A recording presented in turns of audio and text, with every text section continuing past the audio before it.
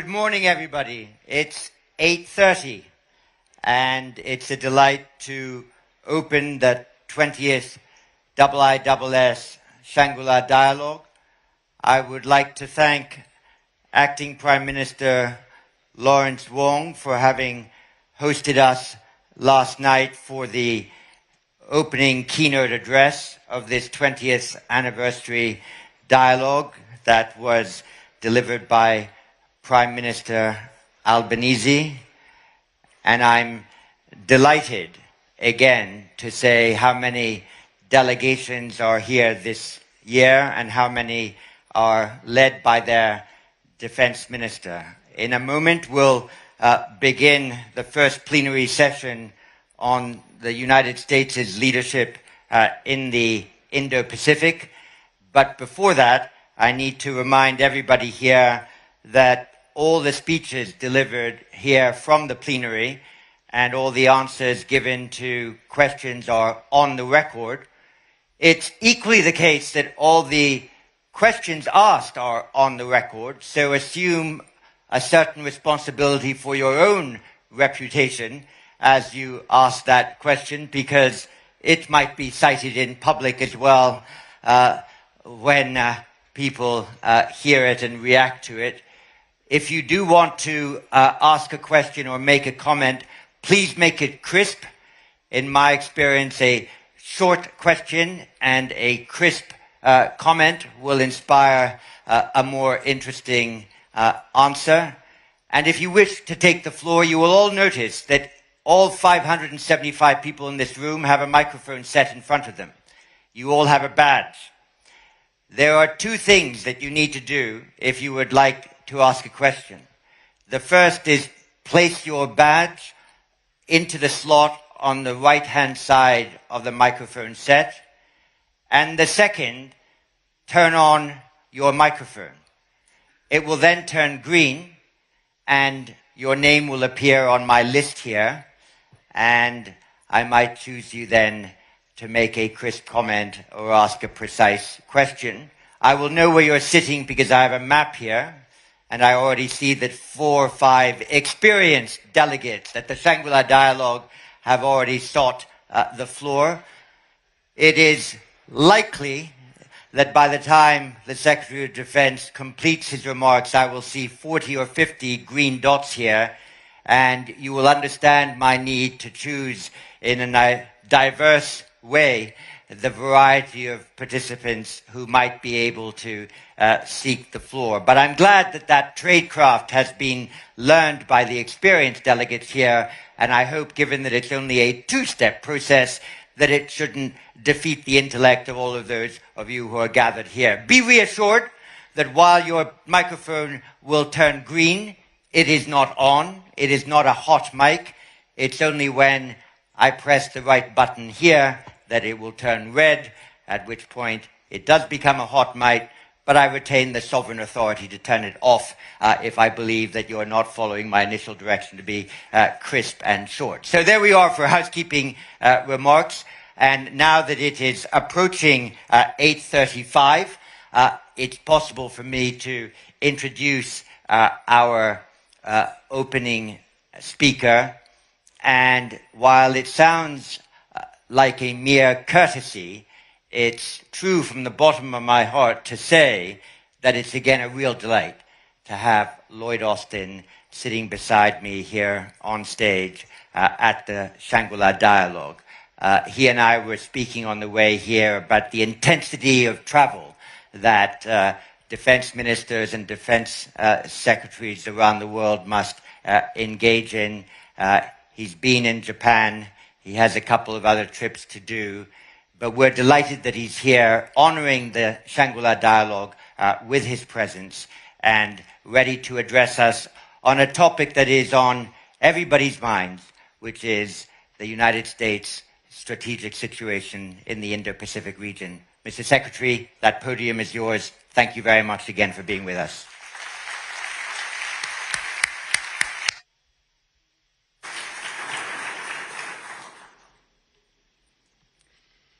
Well, good morning, everyone. It is indeed great to be back here for another Shangri-La Dialogue. Let me thank John and everyone at IISS for their efforts to deepen our dialogue on the Indo-Pacific. You know, this is my third time speaking in Singapore at a IISS event. And so this is starting to be, it's just becoming a habit there, John. So I also want to thank our national host, Singapore, for your tremendous hospitality. It's great to see Senior Minister Teo and Minister Ng and other distinguished guests from our host here today. And I'm glad that we're joined by so many defense ministers and leaders from around the Indo-Pacific and around the world. One Minister of Defense made a special effort to be here today. That's my good friend, Oleksiy Reznikov of Ukraine. Oleksiy's seat is currently empty. I'm sure he's working a room somewhere around here, but Oleksiy, if you can hear me, I'd just tell you that your presence here reminds us that we can never take our peace and security for granted.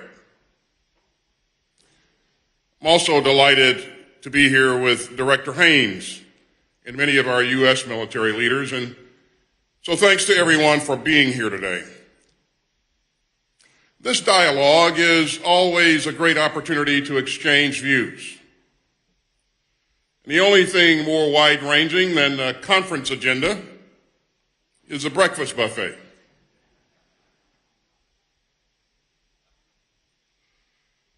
You know, this forum began 2 decades ago in a very difficult geopolitical climate.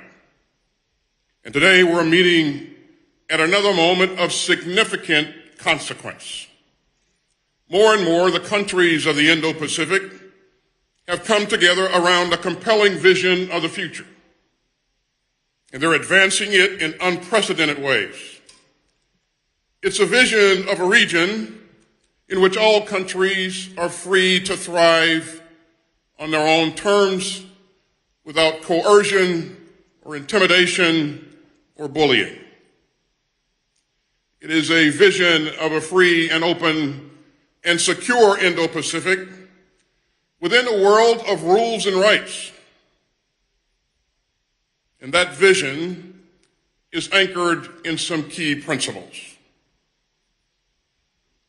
Respect for sovereignty, adherence to international law, transparency and openness, the free flow of commerce and ideas, human rights and human dignity, equal rights for all states, large and small, and resolving disputes through peaceful dialogue and not coercion or conquest. You know, since the last time that I was in Singapore, we've made some tremendous progress towards our shared vision of a free and open Indo-Pacific. This is actually my 7th trip to the region as Secretary of Defense and my 4th trip to Southeast Asia. And each time, I've had the privilege to listen to leaders expressing their hopes for their countries and their people. And those conversations reinforce a simple truth. And that truth is that no one country can reach this future alone. As we all heard from Prime Minister Albanese last night, each country has a role to play. And the choices made by countries across the region reflect a deepening commitment to these shared principles. Throughout the Biden administration, we've demonstrated what my first speech in Singapore called the power of partnership. We've forged new friendships and deepened old alliances. We've reinforced deterrence to prevent conflict. We've defended the rules and norms that protect us all. And we've moved closer to that bright future that the people of this region want and the one that they deserve. So today I'd like to talk about the historic progress that we've made together over the past year. I'll talk about what the countries of the region are doing to fulfill that vision, what the United States is doing, and most importantly, what we're doing together. Now, clearly, we have much more to do. But our vision of a free and open Indo-Pacific is truly shared and truly achievable. You know, this vision isn't the vision of a single country or the initiative of a single country. It is a common and compelling aspiration.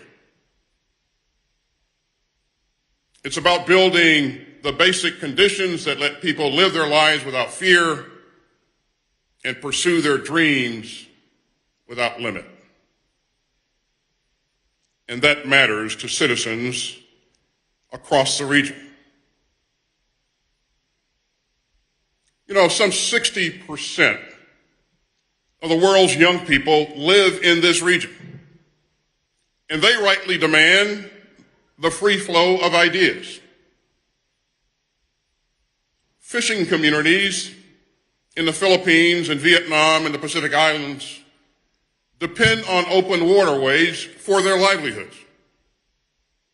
And innovators here in Singapore depend on the rule of law to keep propelling the global economy forward. So these shared principles matter for men, women, and children all around this region. And they cannot be taken for granted. And neither can this region's security or prosperity be taken for granted. Just look at the crisis caused by Russia's unprovoked invasion of Ukraine.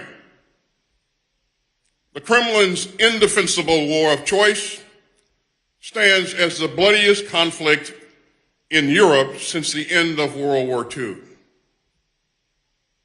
And Russia's shocking aggression has brought home to people everywhere how dangerous our world would be if big countries could just invade their neighbors with impunity. Russia's invasion shows us all the dangers of disorder and the cost of chaos. And that's why so many countries represented here have supported Ukraine's brave defenders against Russia's war of imperial aggression. And that's why countries of the Indo-Pacific have cast their vote time and again for a future of peace, prosperity, and progress. This year, as president of the G7, Japan has focused on connectivity and on bridging the gap with developing countries. That includes pledging to invest $75 billion in public and private funds for regional infrastructure that can weather the storms of climate change. And India took the helm of the G20 and called on its members to work together to lift up the most vulnerable. And for the first time, India and ASEAN completed a new maritime exercise together. Last year, the Republic of Korea's Indo-Pacific strategy declared that international norms and international order were keys to our shared security and prosperity. Indonesia and Vietnam took bold steps toward resolving their maritime boundary dispute. And this is after 12 hard years of negotiations.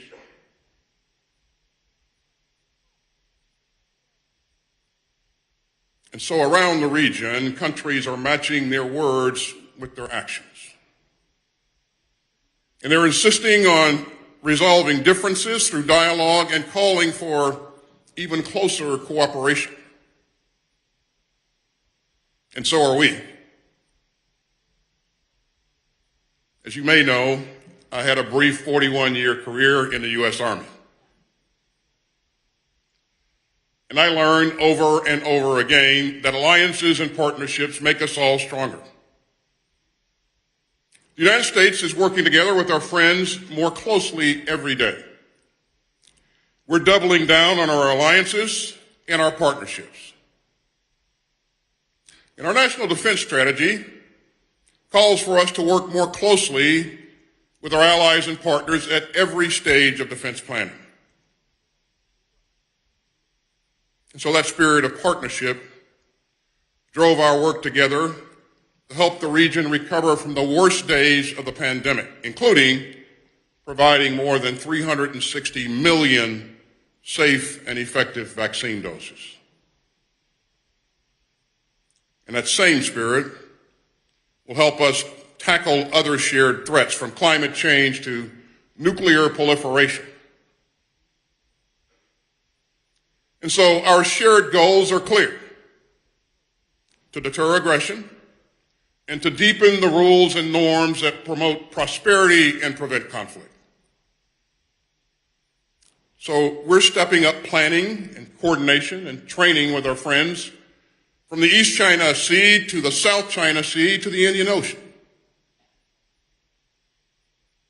That includes staunch allies such as Australia, Japan, Republic of Korea, the Philippines, and Thailand. It includes as well such valued partners as India, Indonesia, Vietnam, and clearly our host here today in Singapore.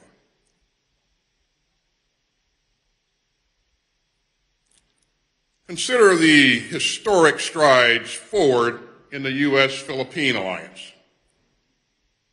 As you've heard, the United States and the Philippines recently designated 4 new locations under our enhanced defense cooperation agreement. And so this will let our forces work together to strengthen Philippine security, to continue to modernize the Philippine military, and to deliver humanitarian aid and disaster relief.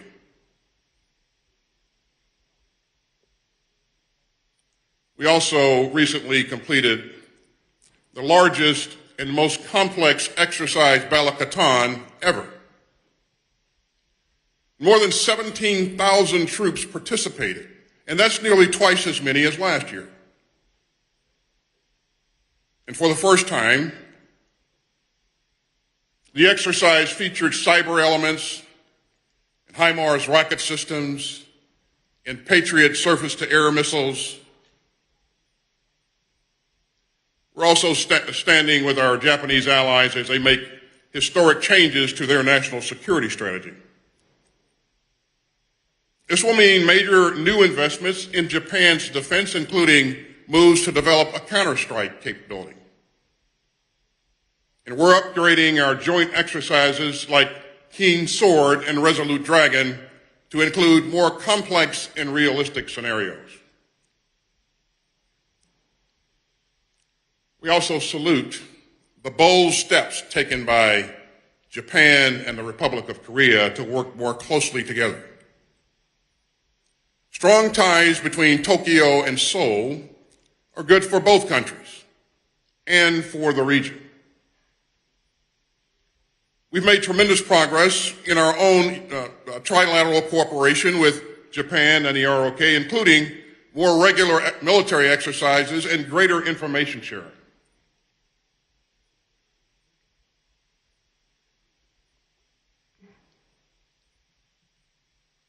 As North Korea continues its nuclear threats and missile tests and other dangerous provocations, we're deepening our extended deterrence with our allies in the Republic of Korea. That includes increased deployments of our most advanced assets and the historic Washington Declaration issued by President Biden and President Yoon. And we're cooperating more deeply than ever with the ROK on joint planning exercises and information sharing and more. At the same time, we're working closely with our allies to upgrade our force posture in the region. We're making our presence more distributed, more agile, and more resilient. And that will bring greater stability and security to the region. So we're committed to ensuring that every country can fly, sail, and operate wherever international law allows. And every country, large and small, must remain free to conduct lawful maritime activities. So we're modernizing our presence so that we can all continue to exercise these rights each and every day. We will forward station our 12th Marine Littoral Regiment, which is the most advanced formation in the United States Marine Corps, in Japan by 2025 to deepen stability in the first island chain. We've committed to increase the rotational presence of U.S. forces in Australia, including rotations of fighters, bombers, task forces, as well as future rotations of ground and maritime capabilities.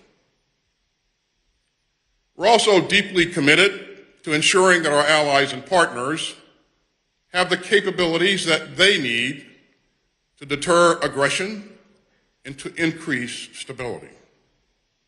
You see, more capable allies and partners magnify all of our security.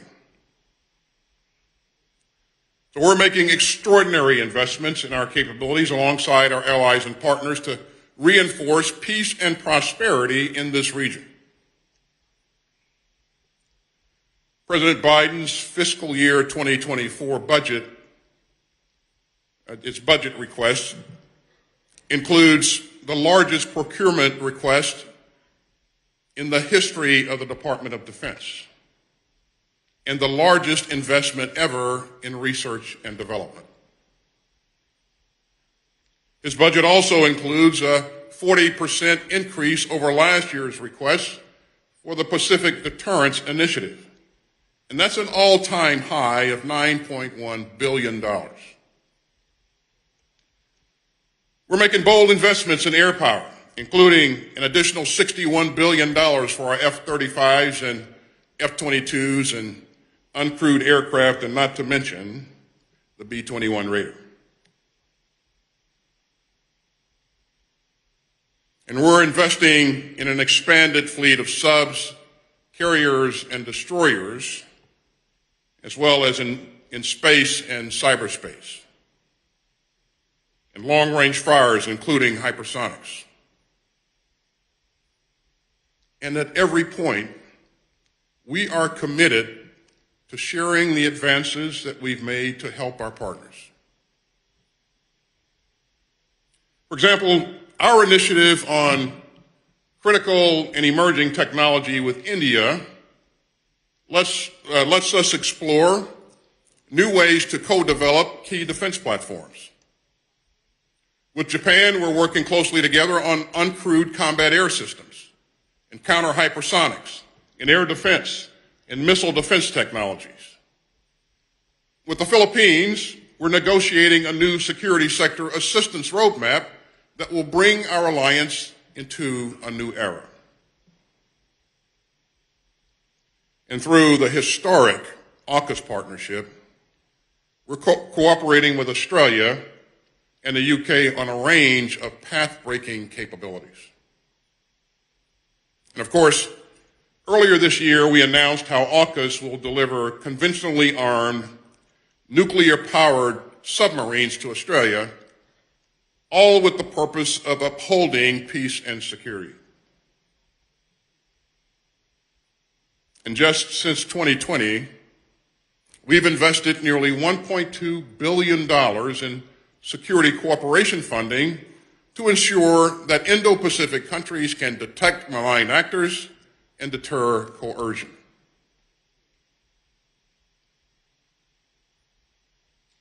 And so America's partnerships are bringing the region closer together to help keep it free and open and secure.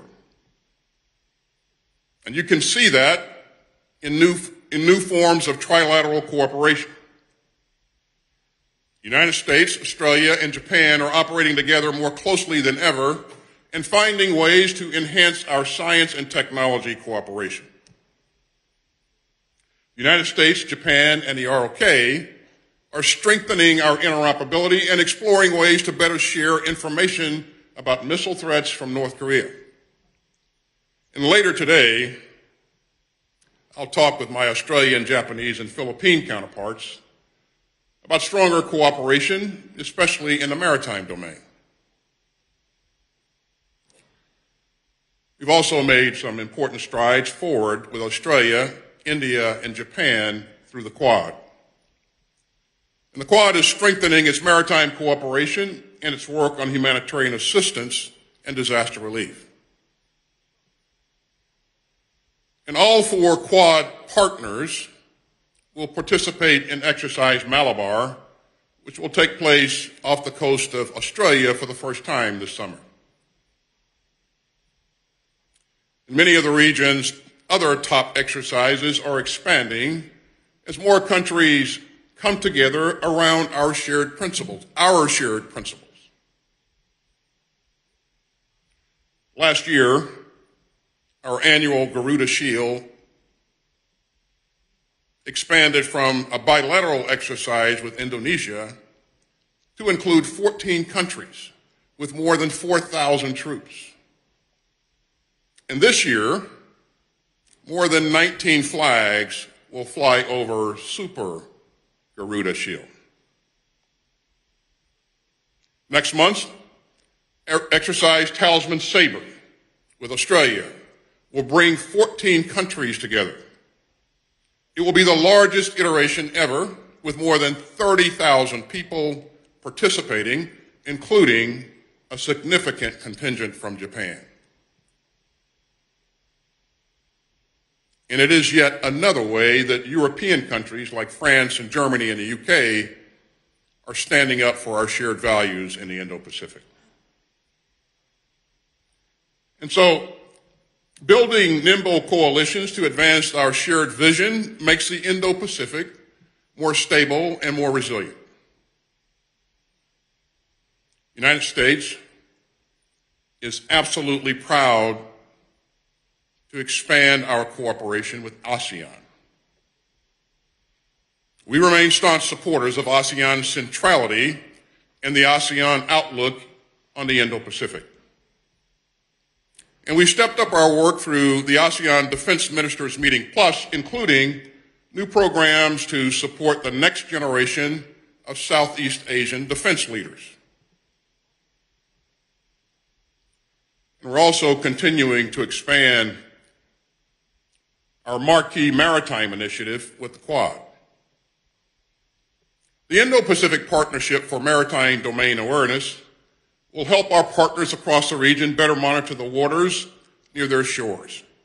And that will help them combat illegal fishing and better respond to natural disasters. And finally, we're building important new ties in the Pacific Islands. We're working with our Pacific partners to combat illegal and unregulated and unreported fishing through more training and cooperation, such as the U.S. Coast Guard's Shipwriter program. We're working together to strengthen maritime domain awareness and expand the capacity of our Pacific Island partners. And we recently signed a historic defense cooperation agreement with Papua New Guinea.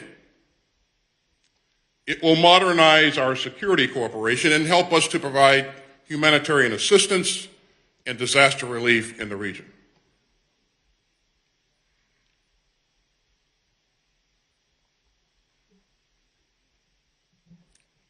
And so, ladies and gentlemen, our work together has made this region stronger and safer. Now, we understand the headwinds that we face, but we won't let those headwinds blow us off course. We will continue to stand by our allies and partners as they uphold their rights. We will maintain our vigorous and responsible presence across the Indo-Pacific. And we'll continue to work to ensure that no one country can assert control over shared waterways. In the South China Sea, we will continue to work with our allies and partners to uphold the freedom of navigation and overflight. And let me again underscore the importance of the 2016 ruling by the Arbitral Tribunal. It is legally binding and it is final. We won't be deterred by dangerous operational behavior at sea or in international airspace.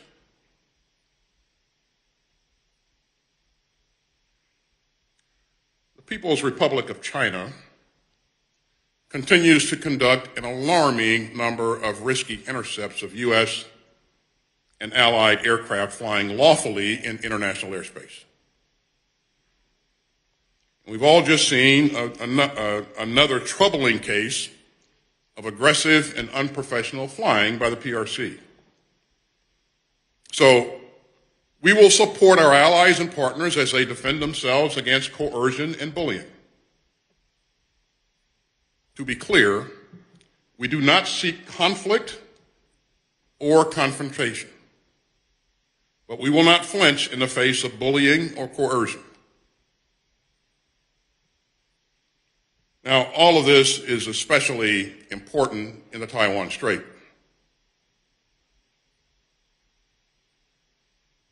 I also like to be clear about another point.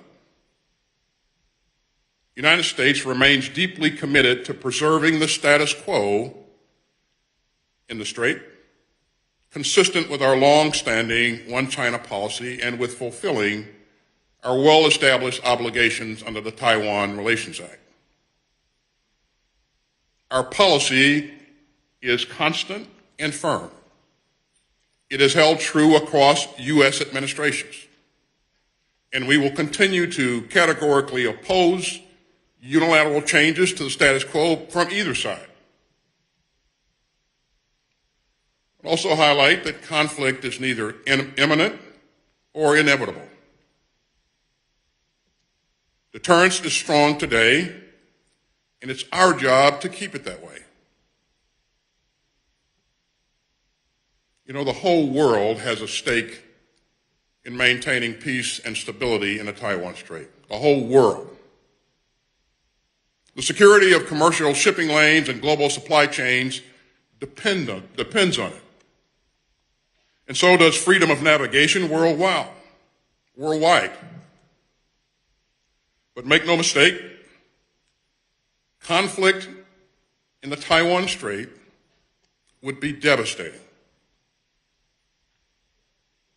So we are determined to maintain peace and stability across the Taiwan Strait.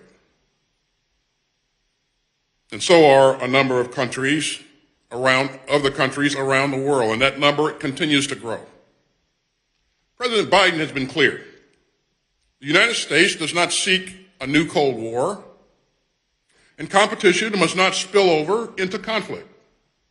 And the region should never be split into hostile blocs. Instead, we're working to strengthen the guardrails against conflict and to redouble our diplomacy and to bolster peace and security and stability in the region.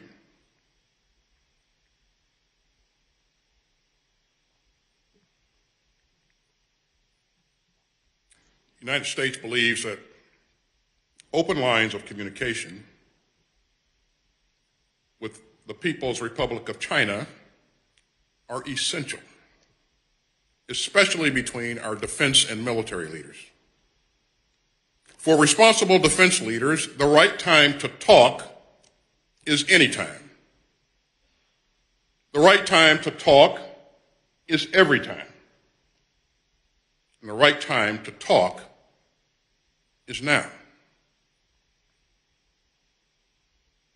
Dialogue is not a reward. It is a necessity. And a cordial handshake over dinner is no substitute for a substantive engagement. And the more that we talk, the more we can avoid the misunderstandings and miscalculations that could lead to crisis or conflict. You know, I am deeply concerned that the PRC has been unwilling to engage more seriously on better mechanisms for crisis management between our two militaries. But I hope that will change, and soon. I've said it before, and I'll say it again.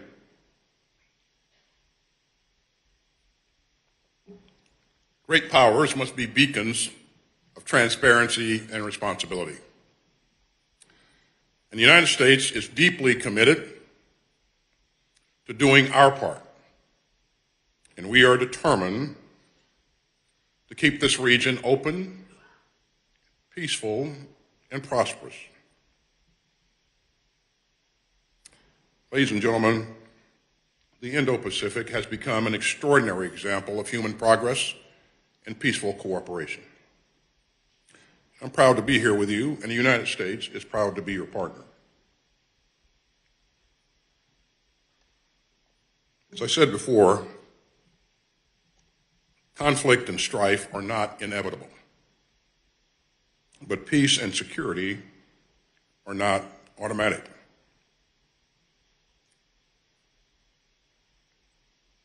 The region's growing openness and prosperity show the importance of working together and not allowing ourselves to be split apart. The people of the Indo-Pacific have a wider view and a wider vision. So together we can deepen the region's security. Together we can expand the circle of opportunity. And together we can ensure that every citizen of this region has a chance to thrive. So let's continue to draw on the power of partnership. Let's continue to come together in common purpose. And let's continue to build a region prosperity and openness and freedom. It's a real pleasure to stand in your ranks. Thank you very much. I look forward to your questions.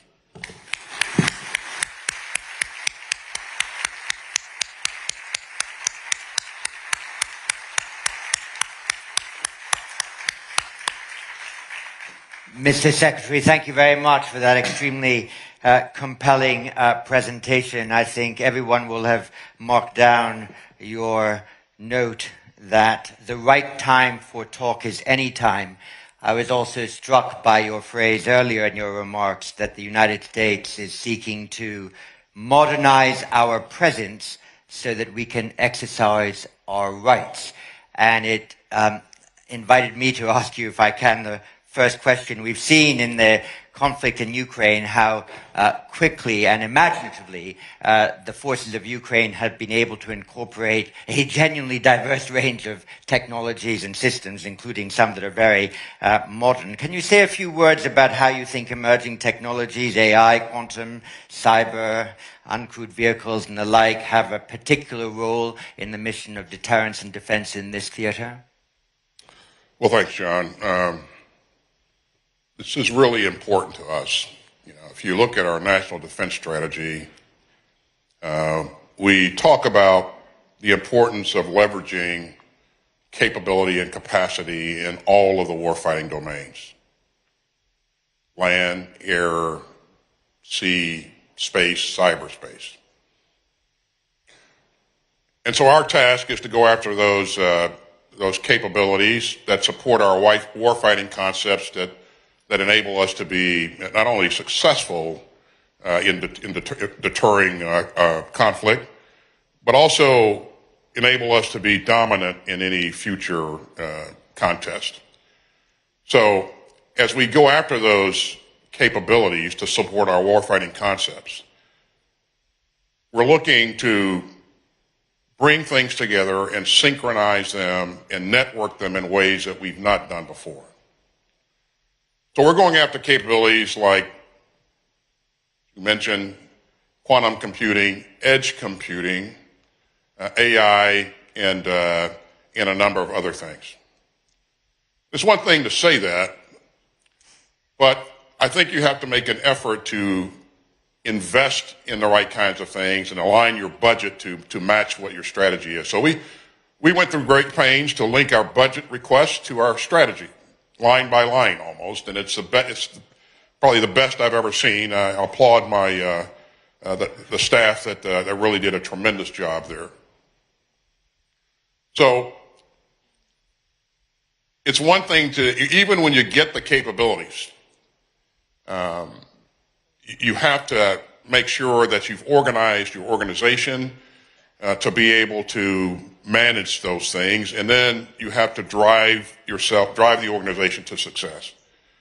I made a change to our staff. I created a position that oversees the integration of our digital work and also AI. So I have a chief digital and AI officer that is really doing a phenomenal job of aligning the organization across the board. So getting the capabilities is one thing, but then you got to organize and you got to drive to create the capabilities that we're all looking for.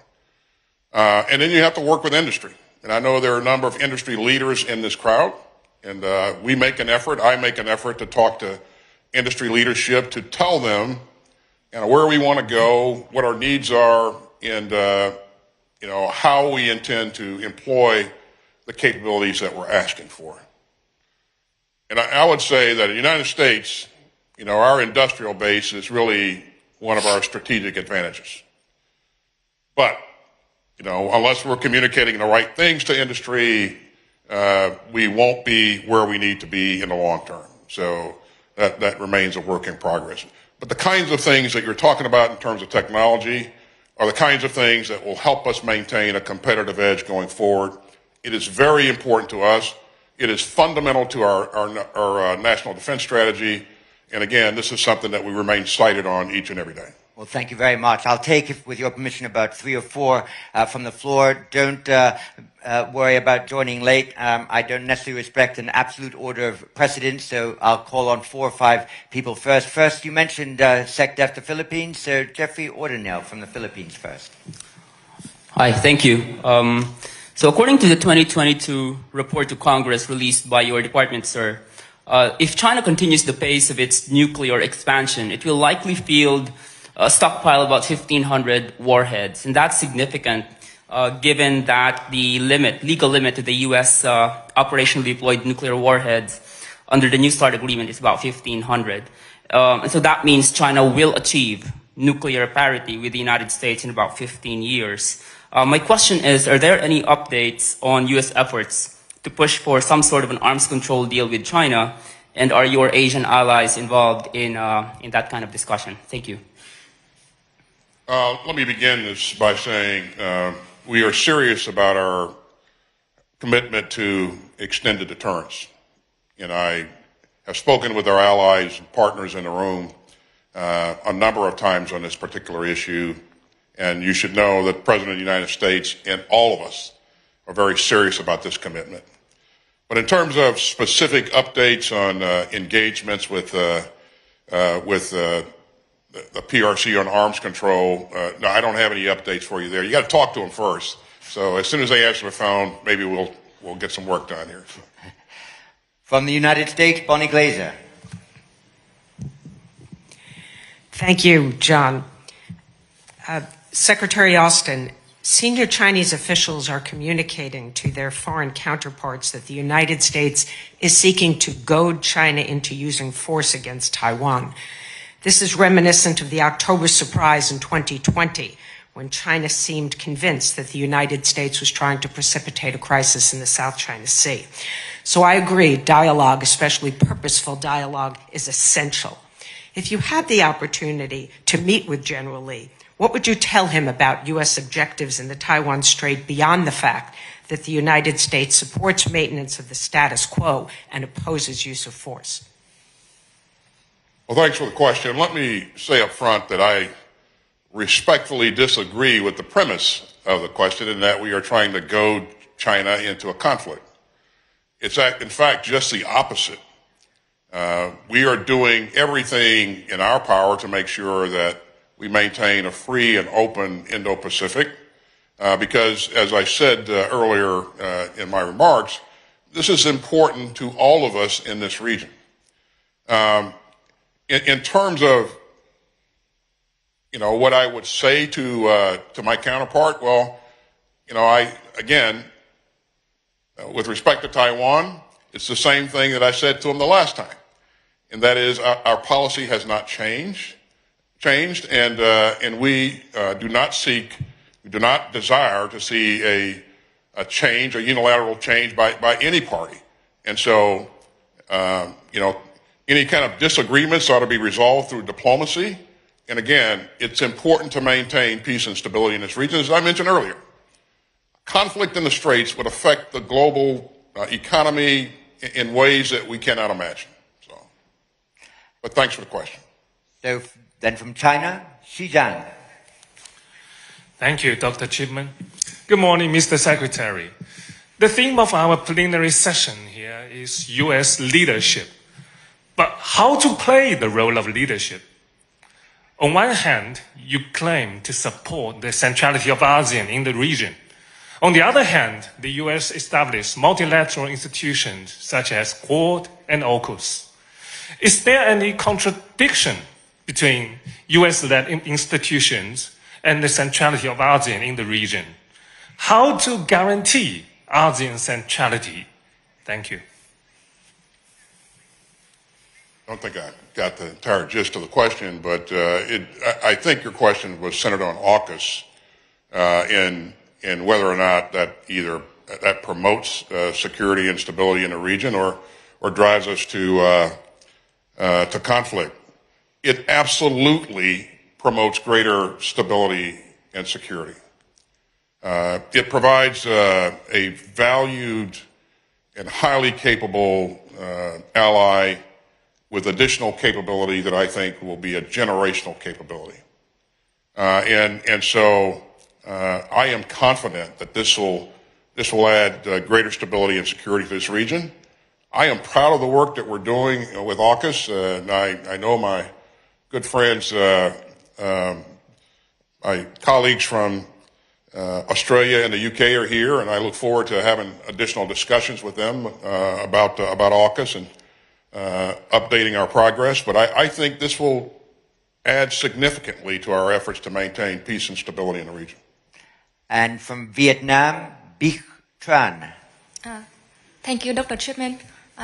Secretary, so you mentioned Vietnam is one of the important partners of the United States in this region. So I wonder whether, I think that it says a lot about the United States respects the different political system of Vietnam. So I wonder whether you agree that being a communist is not a problem, but being a revisionist may be another issue. Thanks. So kind of differentiate between a communist state and a revisionist state.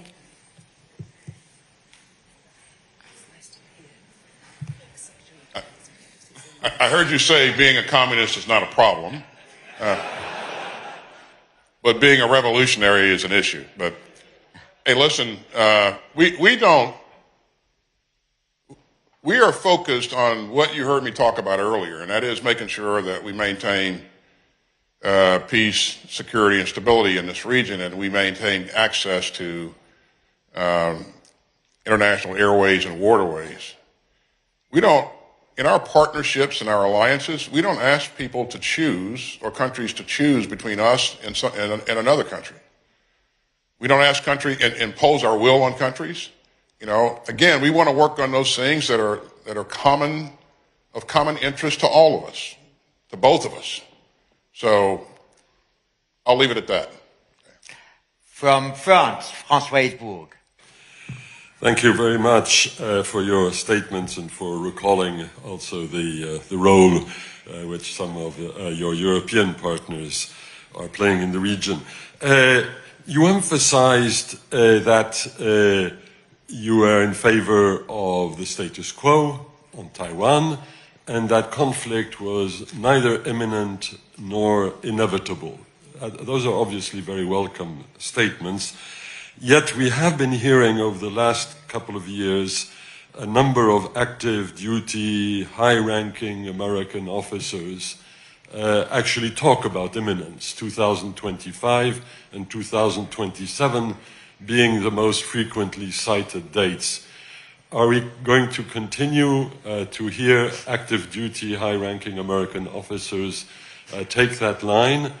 Or will there be, as we would put it in French, silence dans les rangs, silence in the ranks? Well, first of all, I believe what they are pointing to in some cases is the fact that President Xi challenged his military to develop the capabilities to conduct military operations by 2027. It doesn't mean that he's made a decision to do that. In terms of whether or not our officers, what they will say in the future, they have the ability to say what they're thinking, and we always welcome that. But my opinion is that a conflict is neither imminent or is it inevitable, and so. We're going to do everything we can to make sure that we're doing the right things to maintain the status quo. But, the way that you deter any misguided decision is by having a combat credible military, and we have one, and we will continue to have one. And our officers that are in charge of maintaining that combat credible force have to remain focused on making sure that they are ready to address any situation or circumstance. I know my Indo-PACOM commander is in the room somewhere, and he'd be the first to stand up and tell you, boss, you've charged me to do that, and by golly, I am going to be ready no matter what happens. And that's what I want him to do. But again, I don't think that a conflict is inevitable, nor do I think at this point that it's imminent. And from the Netherlands and the IISS, Veerle Nowens. Secretary of Defense, you made mention to the UK, Germany, and France in the Indo-Pacific. I wanted to ask, how important is it for the United States, for European countries to be engaged militarily in the Indo-Pacific? How important is it for European militaries to be engaged militarily in the Indo-Pacific? How does it add value to the effort, I think is the... Well, the first thing I'll tell you is we're not trying to create a NATO in the Indo-Pacific. And we have a number of colleagues here today from Europe. And I'm really glad to see them here because they all have interests in this region. And those interests are not just military. They cover whole of government.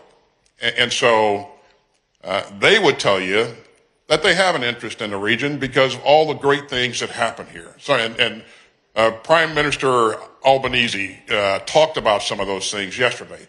The rate at which this region is growing, the capability, the capacity that this region has. It is rightful that European countries would remain interested in making sure that we have good relationships with the countries here in the region. And I'm confident that that's why they're here. But they'll probably tell you themselves because you'll interact with them later on in the day. So. Absolutely right. And from Indonesia, Dewi Fortuna Anwar. Thank you, John. I'd like to ask about the relations between the Quad and ASEAN. As you know, the Secretary, as you know, there have been a lot of initial skepticisms and concern that the Quad may undermine ASEAN centrality. But I'm very happy to hear again that, you have stressed again the ASEAN centrality. And recently, President Widodo actually said that, Quad and ASEAN are not competitors, they could be partners. Now, I'd like to tease out more. Do you envisage a Quad ASEAN as an institution cooperation, or is it be Quad and individual ASEAN countries' cooperation, given the fact that all Quad countries are also members of the East Asia Summit? So what would be the format of such cooperation? Thank you. I think it's a question about the complex Rubik's Cube of the regional architecture in this region and how each of these different minilateral and established multilateral arrangements interconnect. Well, you know, I think we should take what we have, and which is what we've done and what we'll continue to do, in terms of bilateral, trilateral, and multilateral alliances and partnerships, and build on those incrementally. Again, I don't think we should drive things to go in one direction or another. We're not trying to create NATO in the Indo-Pacific. We value our relationships with our allies and partners. And each of our allies and partners has, they have their own self-interest, we understand that, and we want to make sure that we're helping them protect their self-interest, and that they, when possible, are working with us and with other countries to provide for a free and open Indo-Pacific. Great. I'm going to take two questions in succession and let the Secretary then answer those, and we'll conclude the session with that. My first of this duet is Sharon now. Yes, sir. My question is on USA through this partnership and cooperation is pushing United States agenda for smaller island states. Example, in the Solomon Islands, the US was absent for over 20 plus years, and only because of its diplomatic switch to China, they've reopened their embassy last year. So through this cooperation, you've mentioned allies and partners, but is it another form of pushing USA agendas, especially for smaller island states who don't have a leverage when coming to interacting with the developed or bigger countries? Thank you very much. He's got that on small island states and their place in U.S. engagement in the region. And from Ireland, but also the Financial Times, Dimitri Sevastopoulou. Thank you, and also a very small island state. Secretary Austin, good morning. You've made a lot of progress creating a more lattice security architecture in the Indo-Pacific, but one thing that's missing is joint operational war plans with allies, particularly Japan and Australia, for Taiwan contingency. So my question is, how urgent is the need for joint operational war plans, and how hard is it proving to develop them?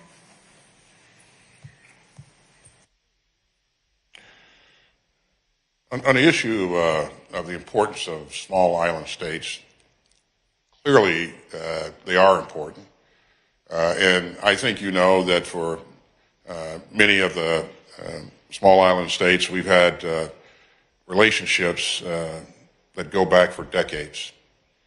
We value and treasure those relationships. And if you look at the number of people in some of those states that serve in the United States military, it really is impressive. So we want to make sure that we continue to build on those relationships and continue to account for your needs and your concerns. And most recently, you saw that the President held a summit where he had Pacific Islander leadership into the White House, and it was a great event. And I can tell you firsthand that this is really important to him. On the issue of joint operational war plans, you probably know that I'm not going to discuss any kind of war plan in a forum like this and what we're doing and not doing. But what I will tell you is that it's important to work hard to increase our interoperability. Now, it's important to have, where possible, compatible platforms. It's really important to make sure that you have, policies and procedures that serve you well and that, your allies or partners understand and are familiar with. But what happens when you work together as a joint or a combined force is that you continue to build trust among your forces and the forces that you're working with. And at the end of the day, you can't surge trust. It's got to be there up front. And so I'm proud of the work that we're doing to increase interoperability in the region. That interoperability will serve us well no matter what challenge presents itself. We have come a long way, but we are by no means where any of us want to be eventually. So we'll continue to work on that. And for all of you that have provided opportunities for my troops to work with your troops, let me say thanks again. I cannot tell you how important that is. In terms of specific plans, again, we don't discuss plans in public forums, but I will assure you that we will continue to work with our allies to make sure that we think about and account for future contingencies. John, thanks so much for allowing me to be here, and I guess we'll leave it at that. Absolutely, since it's 9:30 and it just hit 9:31, so I want to thank you very much for your presentation. I want to ask everybody in the room to do two things. First, stay seated because the second plenary will start almost immediately as soon as our next three speakers are mic'd up. And secondly, and importantly, to thank the Secretary of Defense for his presentation and the conversation. He's animated.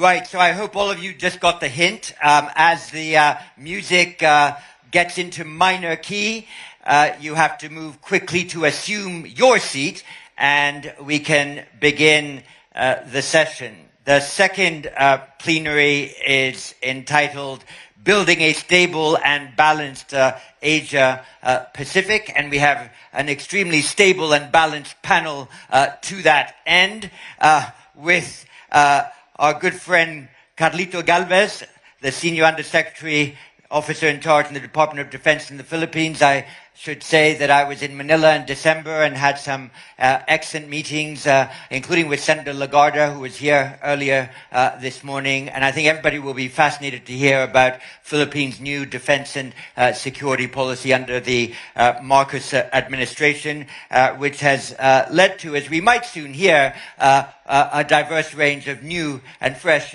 bilateralized arrangements. Really pleased to have, for the first time at the IISS Shangri-La Dialogue from our home state, as it were, Secretary of State for Defense Ben Wallace, who has been Secretary of Defense for a considerable amount of time and built a range of personal defense diplomatic experiences from that. And we're really pleased, given also the previous announcement of the Indo-Pacific tilt of the United Kingdom, to hear him today. And finally, for her second appearance at the Shangri-La Dialogue, Anita Anand, the Minister of National Defense of Canada, which is, of course, famously an important Pacific state. So now that the room is settled and I assume attentive, could I invite Carlito Galvez to take the podium and address the second plenary? Thank you.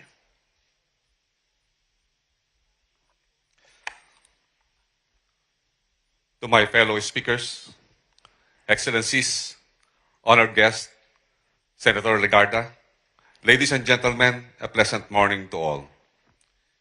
Indeed, it is my pleasure to attend the IISS Shangri-La Dialogue for the first time and be in the company of such esteemed audience. At the outset, I would like to thank Dr. John Chipman and the ISS organizers for giving me this opportunity to take the floor in this prestigious forum, and the Singapore Ministry of Defense for the excellent arrangement accorded to the Philippine delegation. For the next few minutes, allow me to share the Philippine perspective on the topic at hand, building a stable and balanced Asia-Pacific. Since the end of the most ubiquitous bipolar international order, the demise of the Cold War alliance system, the Asia-Pacific has been characterized by decades of relative peace and stability. So much so that it has become fashionable to talk about Asia-Pacific security from the lens of geoeconomics rather than geopolitics, particularly as the region has become and continues to be the most promising in terms of economic dynamism.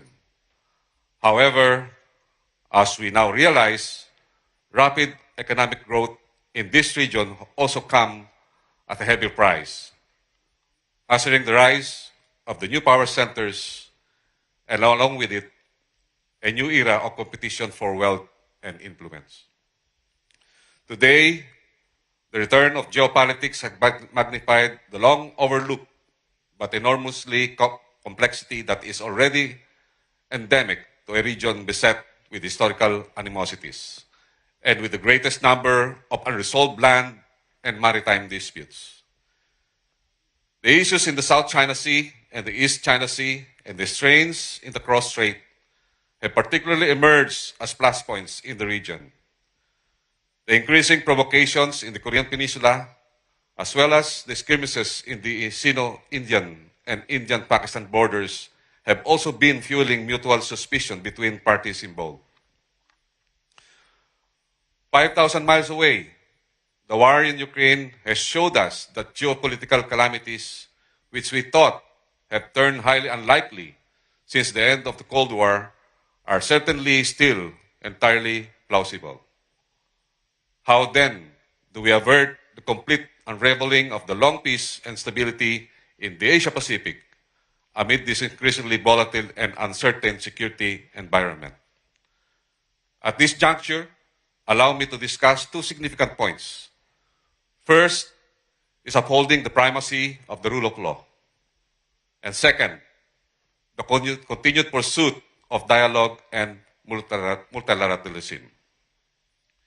In upholding the rule of law, as a small nation relative to big and powerful neighbor with a grand design on its territory, the Philippines has always believed that international law is the greatest equalizer among states. It is exactly this belief that made us confidently resort to the compulsory dispute settlement mechanism of the United Nations Convention of the Laws of the Seas, or UNCLOS, and the Hague Tribunal. We view the 2016 arbitration award as not only setting the reason and right in the South China Sea, but also as an inspiration for how matters should be considered by states facing similar challenging circumstances. We underscore that the award is not directed at any country, with the Philippines seeing it as it should be seen as favoring all nations subscribing to the rule of law. The award is conclusive, as it is indisputable, definitively clarifying a legal situation beyond the reach of arms to change. It is authoritatively settled the status of historic right in the South China Sea and declared as without legal effect claims that exceed geographical and substantive limits of maritime entitlement under UNCLOS. As the chief architect of the Philippine foreign policy and the commander-in-chief of the Armed Forces of the Philippines, President Ferdinand Marcos Jr. has strongly emphasized his directive to safeguard every square inch of our territory from any foreign power. Mindful of his guidance, UNCLOS and the 2016 Arbitration Award are and will continue to be the twin anchors of our policies and actions in the West Philippine Sea and broader South China Sea. Anchored on the transparent laws, the Philippines will likewise continue to seek for transparency of actions in the maritime domain, thrusting gray zone shadows into the light. At this juncture, allow me to express that the Philippines welcomes the increasing number of states that have come in support of the award and what it stands for, an affirmation of the preeminence of the law and the triumph of amity over ambition. We realize that right alone does not make might, as it is ultimately your support that will preserve the global order at sea and uphold the universally recognized principles of international law. Along this line, we welcome the G7's recent statement, which reaffirms the legally binding nature of the award and all other statements made by the governments around the world will uphold the ruling as a milestone in corpus of international law. In the same vein that the Philippines underscores the resolution of the complex competing claims in the South China Sea in accordance with international law, we also hope that relevant parties to other land and maritime disputes in the region would find peaceful and effective ways to manage their diverging positions without prejudice to their respective legitimate rights. As the old adage goes, good fences make good neighbors, as it is only when neighbors have clear boundaries and respect for such boundaries would relations remain genuinely amicable. The 2014 agreement between the Philippines and Indonesia concerning the limitation of our exclusive economic zone and similar maritime delimitation agreements reached by other countries in the region, as well as the resolution of territorial issues between Indonesia and Malaysia over Sipadan and Litigan in 2022, and Singapore and Malaysia for Pedra Branca and Middle Rocks, and the Southern Leads in 2008, are a strong manifestation that resort in international law continues to be paramount in the peaceful resolution of fundamental differences. On the pursuit of dialogue and multilateralism, I understand, however, that fostering the political will and mutual trust to sit down for constructive dialogue and reach an agreement to abide by a shared system of norms and values is not an easy feat.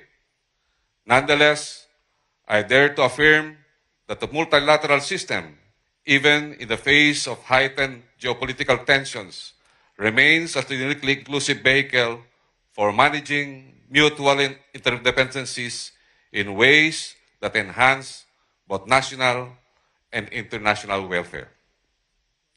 In many ways, a remarkable example that multilateralism works even in the region of diverse as Asia-Pacific is manifested by the history of the ASEAN. As enshrined in the 1967 ASEAN Declaration, the inception of the ASEAN was founded on a partnership of equality and mutual benefit, with member states undertaking not only to ensure their peaceful and progressive national development, but also to put their differences aside so as to proceed with active collaboration. Such declaration by nation, which only 2 years earlier were in a state of confrontation with each other, could be regarded as a near miracle. And the fact that ASEAN has weathered all difficulties since then means that its foundation has been solidly laid. Ladies and gentlemen, acting in isolation and decoupling amid the declining state of goodwill in the region would only serve the return of our Iron Curtain that will undermine any potential for confidence building and cooperation between and among us. It is in this context that ASEAN remains as a cornerstone of the Philippine foreign policy. ASEAN's principle of openness, transparency, and inclusivity represents its continued equitable treatment of norms and principles, offering a neutral ground where all table their interests in the region. It is only in this light that the Philippines continues to seek a substantive ASEAN-China Code of Conduct in the South China Sea through a process that perseveres despite the pressures of destabilizing actions and incidents on intimidations. Wars are not inevitable, but a result of our grave failure to resolve our fundamental differences. When the risk of conflict looms, it is time for more dialogue, not less. It is along this line that ASEAN must be strengthened as an institution for building strategic trust and cooperations which are at the core of preemption. I am pleased to note that just recently, the Philippines hosted the second ASEAN Multilateral Naval Exercises, or AMNEX, an initiative which promotes interoperability in response to common maritime challenges that shape the regional security architecture. The exercise was also held back-to-back with the 17th ASEAN Navy's Chiefs meeting, which adopted the Navy-to-Navy guidelines for maritime interactions with the aim to contribute to the implementation of international maritime law and convention.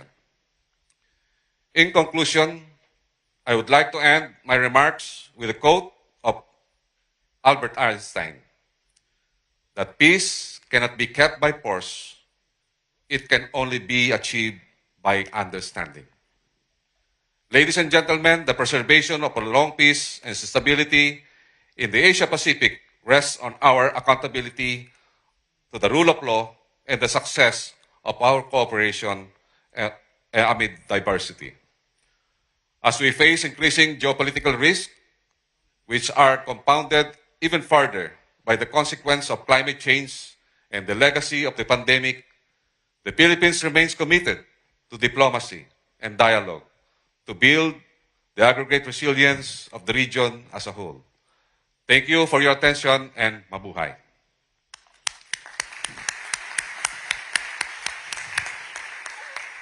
Carlito Galvez, thank you very much for, at the start, reminding us of the increased emphasis that the Philippines is now having to place on coastal defense, but also near the end of your remarks, reminding us for quite how long a time ASEAN has been discussing a code of conduct with China. And I'm sure we will examine both those points in detail in the conversation Could I now invite the Secretary of State for Defense, Ben Wallace of the United Kingdom, to take the podium and address our second plenary. Good morning, and thank you to ISS for hosting, and it's a privilege to be here in Singapore, an island nation and trading powerhouse with which the UK has much in common, not to mention a shared history. And I'm delighted to share the panel with my colleagues from Canada and the Philippines, just two of the nations we're working closely with to keep strengthening the international order that benefits everyone. Lots has happened since the last UK Defence Secretary spoke here, and the world already looks different in so many ways. We fought off the pandemic. We did that by collaboration, not by isolation. The UK has had 3 prime ministers, and we've lost our great Queen. Her similarly great namesake, the Queen Elizabeth Aircraft Carrier Group, made her maiden visit to the Indo-Pacific in 2021. And that same year, the United Kingdom published the Integrated Review, signalling our increased commitment to this region. That review has been updated this year, and we're pressing ahead with our tilt to the Indo-Pacific, not least becoming ASEAN's first new dialogue partner this century. Of course, events in Europe are focusing us closer to home at the moment. Russia's illegal war in Ukraine is forcing a rethink of the Euro-Atlantic security architecture, and it has spurred yet more countries to seek the collective security of NATO membership, precisely what President Putin claimed he was acting to prevent. But as busy as things are at home, developments continue apace. The Indo-Pacific economic performance makes this year the world's undisputed growth engine, 40% of global GDP, 60% of global shipping, home to half the world's population and some of the fastest growing economies and most innovative economies in the world. But apart from seeking to secure blocks of interest, we believe this region offers enormous economic opportunity for all. It's why European companies and countries are looking east, and why the United Kingdom government considers our interests to lie as much here as they do in Europe. Indeed, in 2022, our total exports to the Indo-Pacific amounted to £127 billion, a remarkable increase of 22% on the previous year.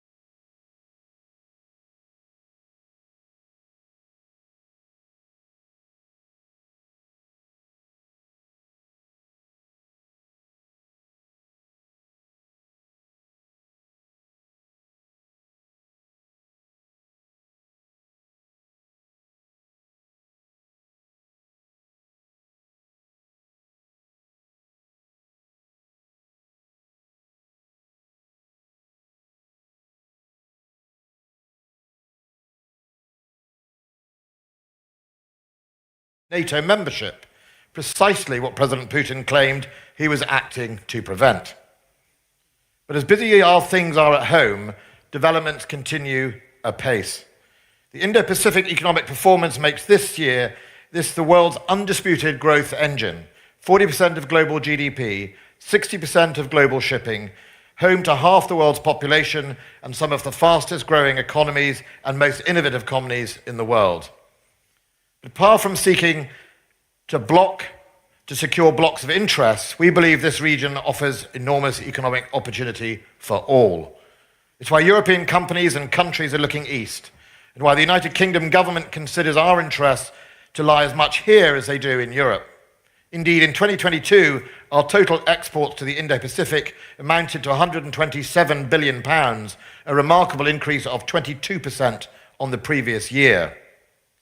Yet just as we seek to benefit from the opportunities here, so must we also share responsibility for the challenges. And in both regards, none are bigger than the epoch-defining rise of China, as it was described in our integrated review refresh. We are all now navigating the consequences of China's rise, both those opportunities and those challenges, lifting vast numbers of people out of poverty, trading with the world, and the undeniable truth that none of our most fundamental global issues can be solved without engagement with China. Be they climate change, energy and food security, economic stagnation, tech regulation, and nuclear proliferation. But must we also speak plainly and acknowledge that there are also challenges from that rise? Illegal fishing tensions in territorial waters, sovereignty disputes, and debt diplomacy. This session, Mr. Chairman, asks how can we create balance and stability in the Indo-Pacific? And many do consider that question purely through the lens of China and the balancing of some great power competition. But we don't agree it has to be. We can do this in three ways. And this might surprise you coming from a defense secretary, but those ways are not primary militarily. First and foremost, by upholding international rules and promoting common standards. Why rules? Because the balance and stability we are talking about today is ultimately based on adherence to shared rules. The Ukrainian invasion is a tragic reminder of the terrible costs when leaders disregard human life, national sovereignty, and the rules-based international system. Sergei Lavrov, the Russian foreign minister, is constantly claiming that the system is simply made up by the United States as they go along. Of course, this is a fabrication. He's talking about the very system, including the United Nations Charter, that we conceived, including Russia, together after the Second World War, and for which we fought together in the hope of saving future generations from the scourge of war. Of course, Russia doesn't want ordinary countries to now benefit from those protections or the freedom to choose, because they might not choose Russia. Putin's invasion of Ukraine, trampling sovereignty, brutalizing innocent civilians, is a result of its utter disregard for rules and the belief that might is right. Well, they're wrong, and that's been proven by the international community's determination to enforce those rules. Because rules are agnostic of nations' military or economic power. They are common to all our needs. Their adherence prevents competition escalating into conflict, and disputes are resolved without fear or favor. What unites us is that rules apply to us all, regardless of actor or geography. We are all equal in the eyes of the law. It provides a level playing field. It ensures fair play. Which is one of the reasons, I believe, why Singapore has been so successful in recent decades. Because of the respect here for the regulatory environment, anti-corruption, dispute resolution, and fair play. And it works here in Singapore, why can't it work elsewhere? Whether you are the smallest country seeking to protect your fishing rights or the largest seeking a greater share of global trade, the rules-based system is there to protect and enable us all. Yes, all, including China. It is why the UK strongly believes so strongly in protecting the rights of littoral states in their exclusive economic zones, as well as in the importance of holding the United Nations Convention of Law on the Sea. We reject any claims that do not adhere to its tenets. Attempts to restrict the global common are fundamentally damaging to us all and our trade. If international treaties bearing the signature of 157 parties, are junked on a whim, this represents an attack not just on one treaty, but on the entire international system. So the United Kingdom will continue to demonstrate that all parties should stick as close as possible to UNCLOS, because responsible powers have a duty to protect international rules, and neither can they take a backseat in evolving those rules as well. We want a 21st system of laws designed by all, for all. The second way we maintain balance and stability is by backing free trade. The UK has always believed in free commerce and capital flows. The more we open up competition, the more we reduce overdependence and build resilience. And neither can we afford to decouple commercially or diplomatically. We believe the best resilience comes from diversification, not from protectionism. That's why the UK is working to diversify our supply chains. It's why we have done deals with Japan, Australia, and of course Canada. And why we are now enthusiastic new members of the Comprehensive and Progressive Agreement for Trans-Pacific Partnership.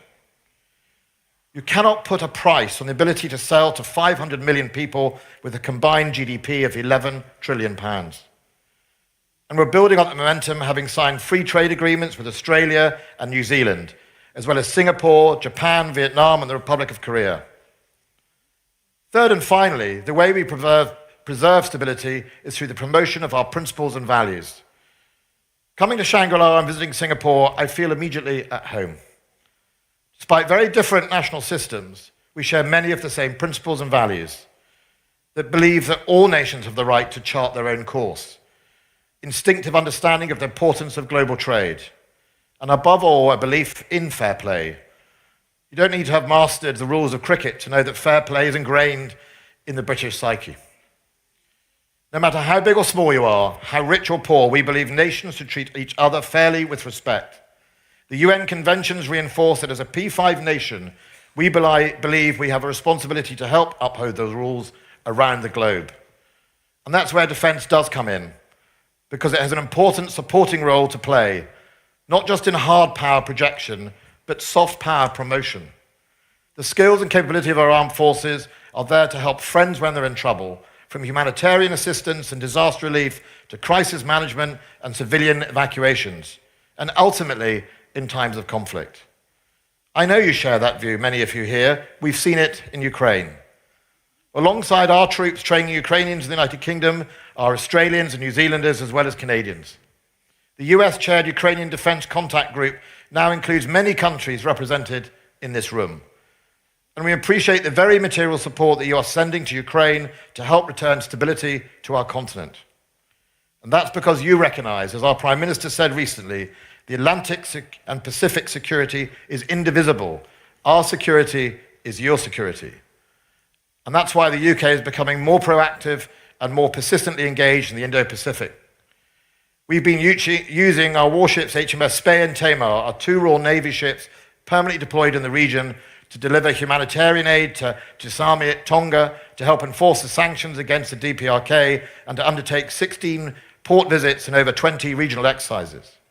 We've expanded our network of defence attachés and regional defence staff, including the recently restored defence section in Manila in the Philippines, to deepen our understanding and influence over 20 countries. And we've been growing our wider defence presence in the region, whether here in Singapore, our garrison in Brunei, and the recent reciprocal access agreement with Japan. As a result of all of this, we've been able to increase our tempo, conducting over 60 defence activities in the last 2 years alone, from exercises and training teams to staff talks and personal exchanges. And as I speak, there are 45 officers from the regional partners here today attending professional military education courses back in the United Kingdom. And all that activity helps to build those partnerships, because it's only by deepening friendships, knitting together a tapestry of partners and allies, that we can collectively secure our populations and our interests. The UK is a proud member of the five-power defence arrangement, the region's original defence arrangement, established when its security landscape looked very different.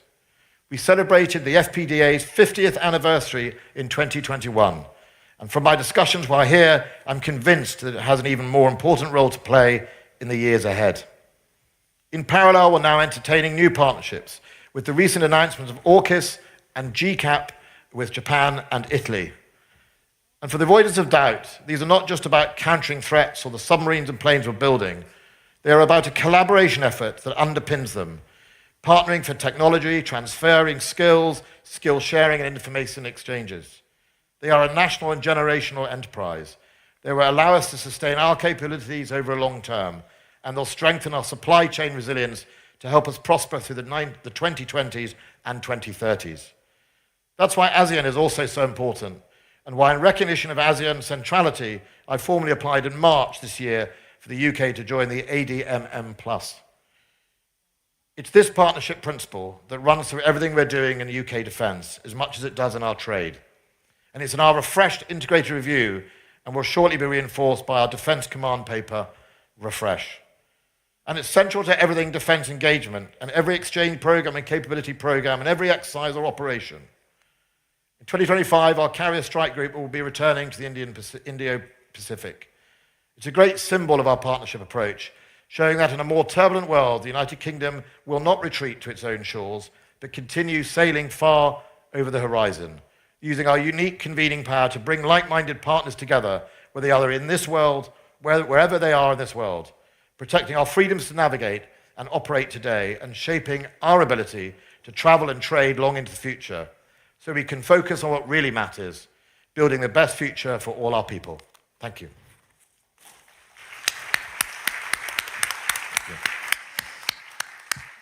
Secretary of Defense, thank you very much for providing us, I think, in summary.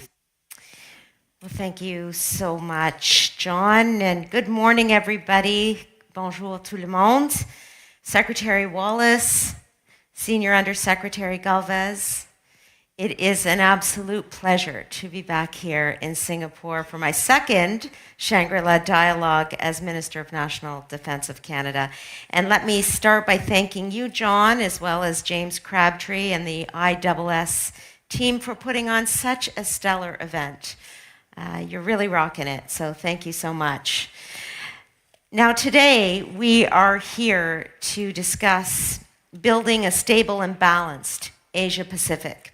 And I'd like to tell you what Canada brings to the table in advancing that goal. Canada is a Pacific country. Our Pacific coast is 25,000 kilometers long. 6 of our top 13 trading partners are found in this region. Et aussi un Canadien sur 5 tire des origines familiales dans la région, comme moi-même. Aujourd'hui, l'Indo-Pacifique est la région économique qui connaît la croissance la plus rapide au monde. As a Pacific country, Canada has a keen interest in building a region that is stable, that is balanced. What does this mean? It means an Indo-Pacific where international rules and norms prevail and all actors engage responsibly.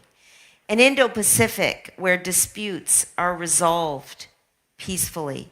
And ultimately, an Indo-Pacific that is free, that is open, and that is inclusive. These objectives are at the very heart of Canada's Indo-Pacific strategy, which we announced last November. Notre stratégie est une feuille de route complète et à long terme visant à renforcer tous les domaines de nos relations dans cette région, qu'il s'agisse du commerce, du développement ou de la défense. Our strategy seeks to open up new opportunities with North Pacific partners like South Korea and Japan. It recognizes and supports ASEAN centrality. And it is forthright about our relationship with China. China is an increasingly disruptive global power that increasingly disregards international rules and norms. Notre approche est claire et responsable. Nous défendrons toujours nos intérêts nationaux et l'ordre international fondé sur des règles. We have to maintain open channels of communication to avoid misunderstanding and have difficult conversations where necessary, because these are the moments where dialogue is needed most.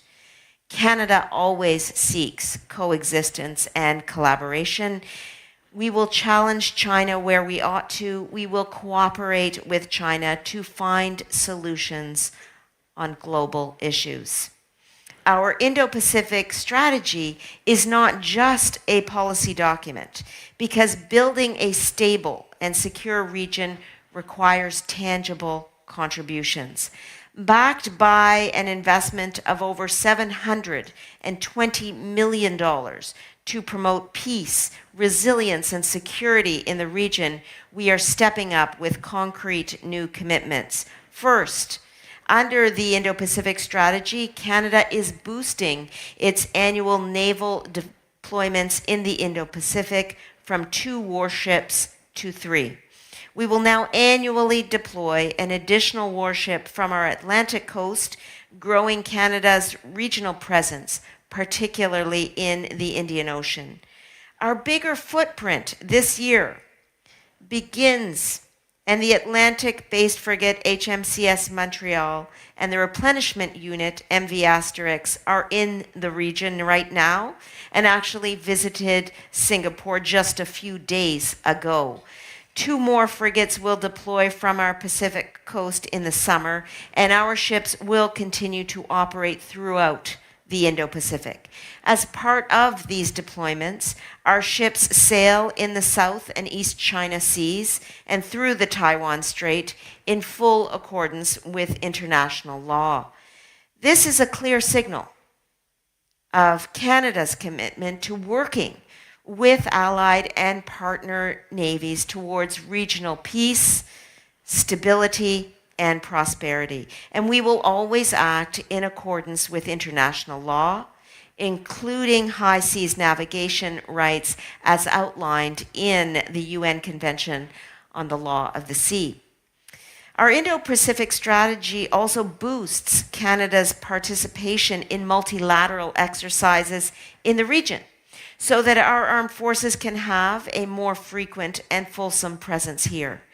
The strategy also means that we will work together and train and learn from our partners in the region, such as Indonesia, Malaysia, the Philippines, Singapore, and Vietnam. And that includes initiatives to advance women, peace, and security initiatives by supporting the meaningful participation of women in uniform.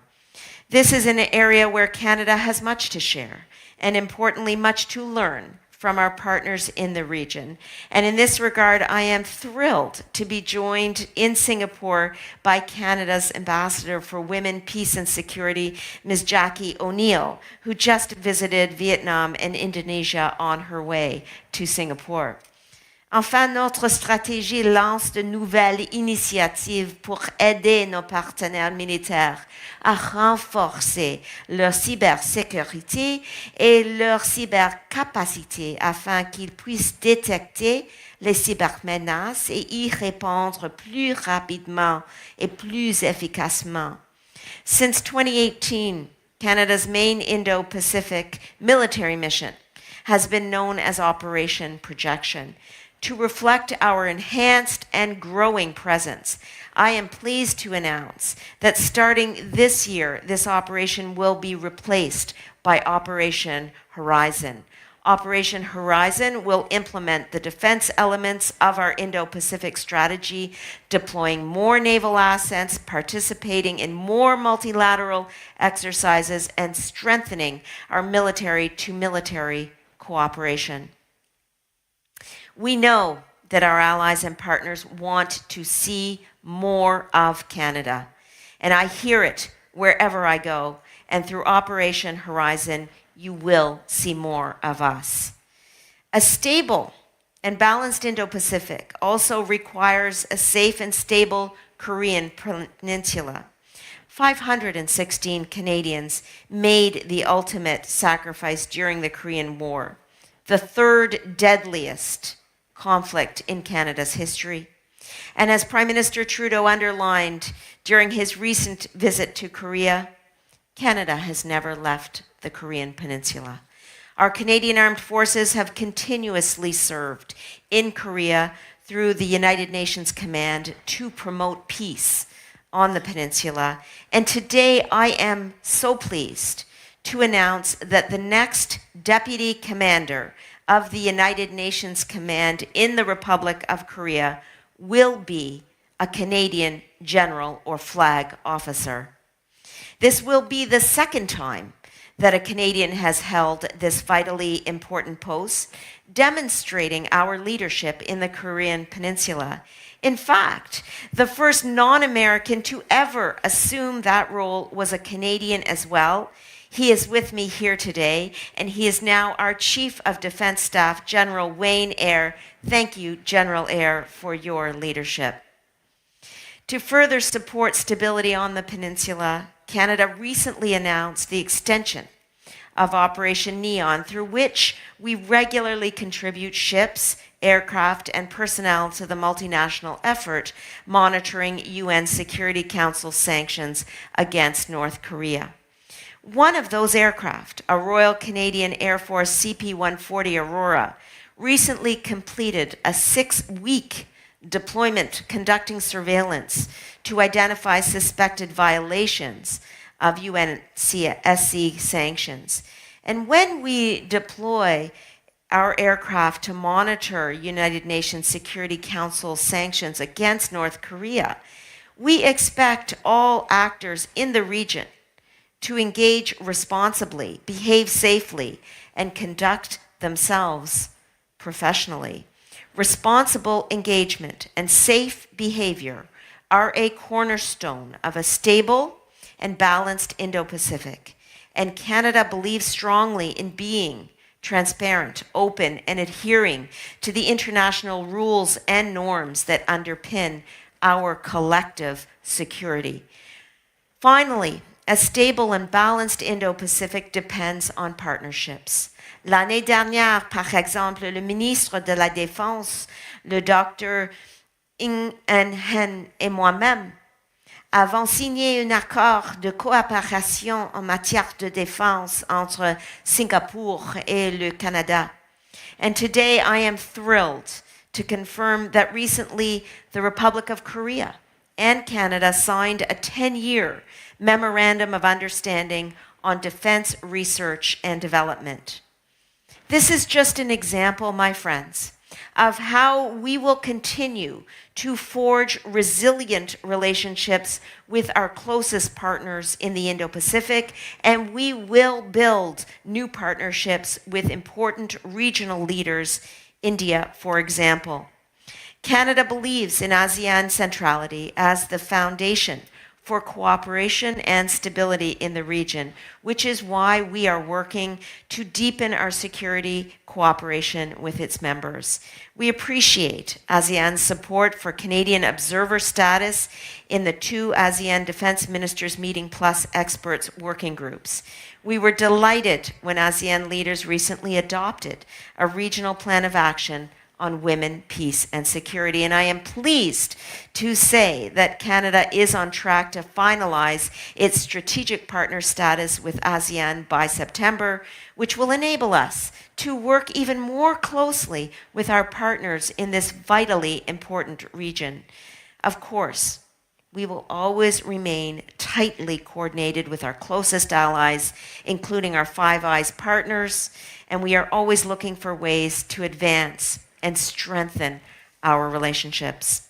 My friends, every issue that matters to global security in the coming decades, democracy, climate change, human rights, artificial intelligence, and more, will all run through this region.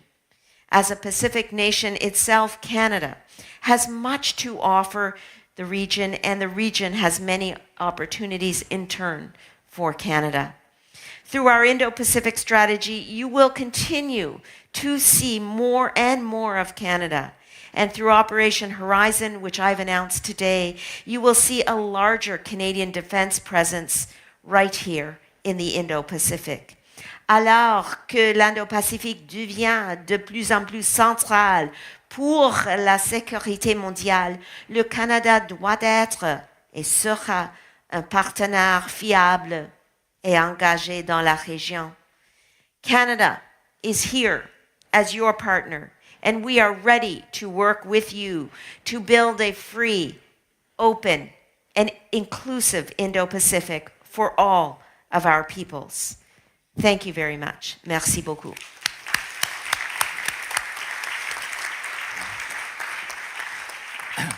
Merci, Madame la Ministre, pour votre discours et pour avoir expliqué si clairement que votre politique de défense est là pour renforcer les règles de la région et les règles internationales, je suis aussi sûr. I picked up one particular thing in your address, which was an emphasis I hadn't heard before from a Canadian Defence Minister on the diversity of your relationships in the region, because you spoke about East Asia, you spoke about Southeast Asia, including your 2 new bilateral accords, and you also spoke about the Indian Ocean. So that is quite a vast geographical region to which you are projecting influence and defense diplomatic skills. We now turn to questions. I've got about 9 or 10 people on the list. What I intend to do this time is ask 5 or 6 of you to sequentially ask your questions, and then I'll come back to the panelists and invite them to answer in rough proportion to the number of questions that might have been directed principally to them. If I can get more than 5 or 6 in, I will, and then close the panel with their reflections. But could I please ask from France, Valérie Niquet? Thank you. It's a question to Secretary Carlito Galvez. You mentioned free and open Indo-Pacific and the rule of law, and this is something that Japan shares too. And how do you see the role of Japan in the region, considering the many constraints that Tokyo still faces in military action, including the exports of arms to its partners or close allies? Thank you. Thank you very much. And from Germany, but also the IISS, Ben Schrier. Thank you, John. Also 2 short questions for Secretary Galvez, if I may. Secretary, you mentioned that your president has instructed you to, quote, safeguard every inch of Philippine territory. So 2 questions there. First, does that mean that the Philippines is moving from a hedging strategy between the US and China towards a more close alignment with the United States as part of a balancing strategy against China? And secondly, how can the Philippine Armed Forces accelerate the necessary development of more air and maritime capability, including unlocking more funding? Thank you. Thank you very much. And from Japan, but also from the IISS, Yuka Koshino. Thank you, John. I have a question to Defense Secretary Wallace, since you touched on Japan. So NATO-Japan engagement has been gaining momentum since Prime Minister Kishida's attendance at the Madrid summit last year. And we've also seen reportings that NATO plans to open an office in its first Asia office in Japan. The Hiroshima Accord signed during Sunak's visit to Japan last month also stated that the 2 countries will cooperate to deepen NATO-Japan cooperation. So from your perspective, where are the key areas that Japan can make a substantial contribution to supporting NATO's mission in Indo-Pacific and beyond? Thank you. Thank you very much. And from China, Yongsheng Teng. 感谢有发言的机会。我想 Thank you very much for this opportunity, allowing me to raise my question. I just want to make a short comment regarding Madam Anita Anand's speech. So after the Cold War, in Asia-Pacific region, basically stability has been maintained. It is a result of combined efforts of all the countries in the region. So that's why we're here discussing the stability and the balance in this region. Just now, Madam Anita Anand said that China is a destructive force in the region.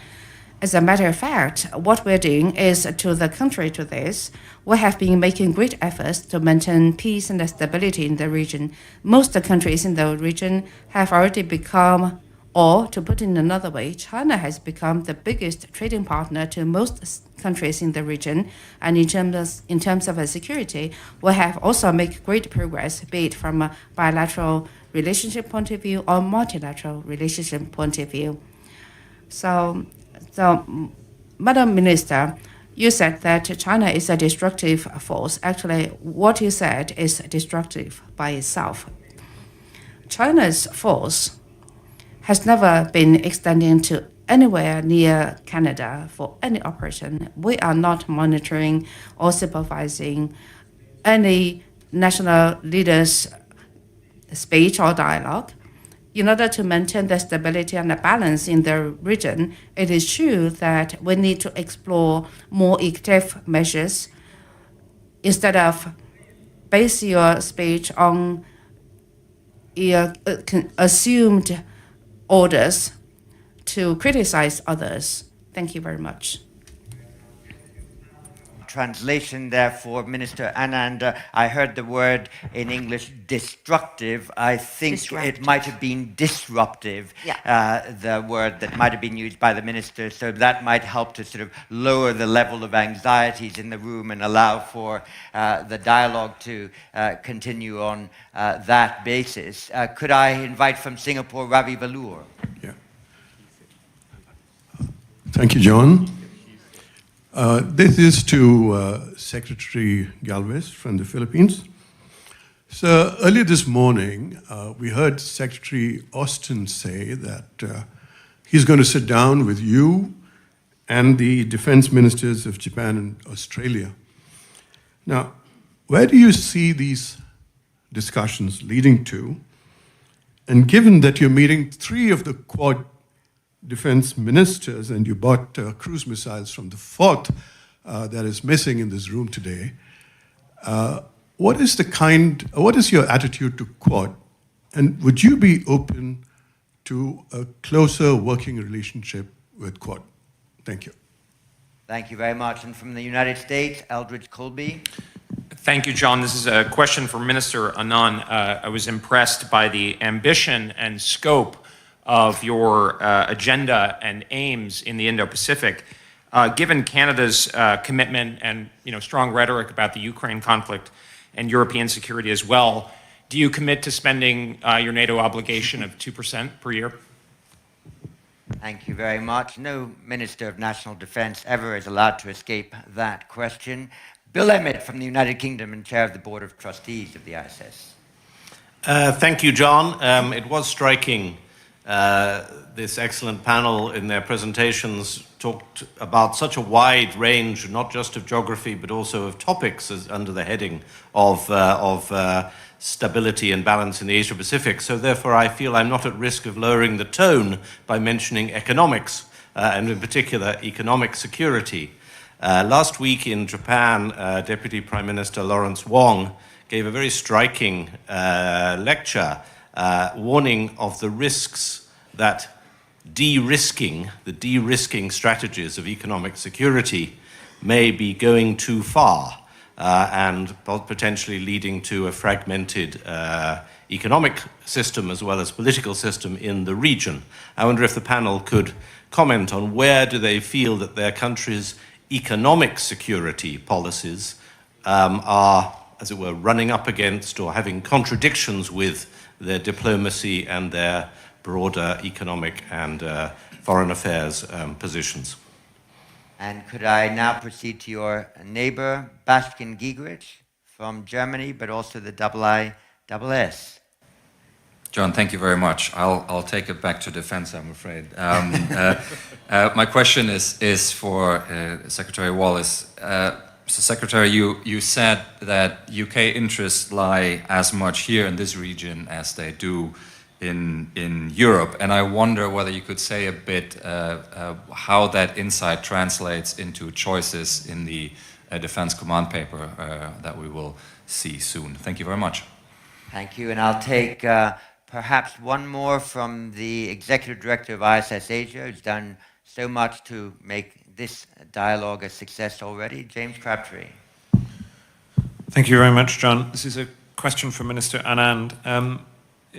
Could you tell us a little bit more about Canada's minilateral engagement strategy in this region? So you outlined some details of the Indo-Pacific strategy of July last year, but Canada is not presently part of some of the new family of minilateral organizations. Recently you made some comments about a potential ambition to join the non-nuclear components of the AUKUS agreement in the technological domain, or at least to participate in that. Given you're sitting next to Secretary Wallace, perhaps you could come up with a small agreement to participate, or tell us if you'd like to.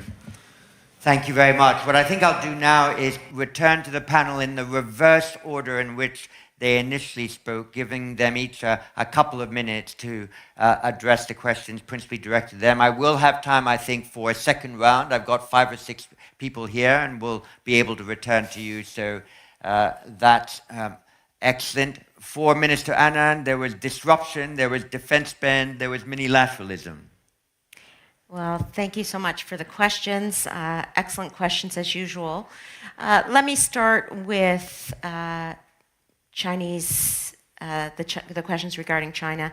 I want to be clear that Canada believes that we need to coexist with partners and allies and all countries. But at the same time, we must call a spade, and we have seen increased militarization by China in the South China Sea, including in the region surrounding Taiwan. And that is concerning, and it is really indicative of the need for an approach to be eyes wide open on China, to cooperate with China where we must, but also to challenge China where its conduct is increasing instability and disruption in the Indo-Pacific region. And therefore, in response to the question as to what conduct in particular I am referring to recent conduct by Chinese aircraft and intercepts regarding our Royal Canadian Air Force members who are simply monitoring UN sanctions under Operation Neon in accordance with international law in international airspace. And by and large, those interceptions have been undertaken in a safe and professional manner. But there have been some that have been deemed to be unsafe. We are always going to stand up for the safety of our air crews, and we are addressing this appropriately. And so that is just one example. And as I said, Canada will continue to ensure that we are working on open lines of communication and recognizing the need to coexist responsibly. But when it comes to the safety of our air crew, we must address the issue that is presented, and that includes the one that I outlined. Now, I will move to discuss the 2% question that arose. First and foremost, Canada is a founding member of NATO. We have continuously stepped up in many tangible ways to indicate our undying commitment to this multilateral organization. And one example is our presence on NATO's eastern flank, where we have led the Enhanced Forward Presence Battle Group in Latvia for over 5 years, the most diverse battle group on NATO's eastern flank, consisting of 11 countries. We are currently moving to brigade level, committing more and more resources, and ensuring we are doing our part in a tangible way. So there are many ways to measure commitments to an organization. That is one. But on the question of the 2% itself, our defense spending is on an upward trajectory. It is increasing by 70% in the 9-year period beginning in 2017. In addition, we committed $8 billion in budget 2022 to defense spending, and almost $40 billion to NORAD modernization and continental defense in June 2022. So our defense spending is on an upward trajectory, and we will continue to ensure that we are making meaningful contributions to NATO and to all of our multilateral alliances. And then finally, the question that came to me related to, what was it, John? Well, there's a question about AUKUS. Yeah, I think it was on AUKUS. So, as I have continually said, our relationships with our Five Eyes allies are strong.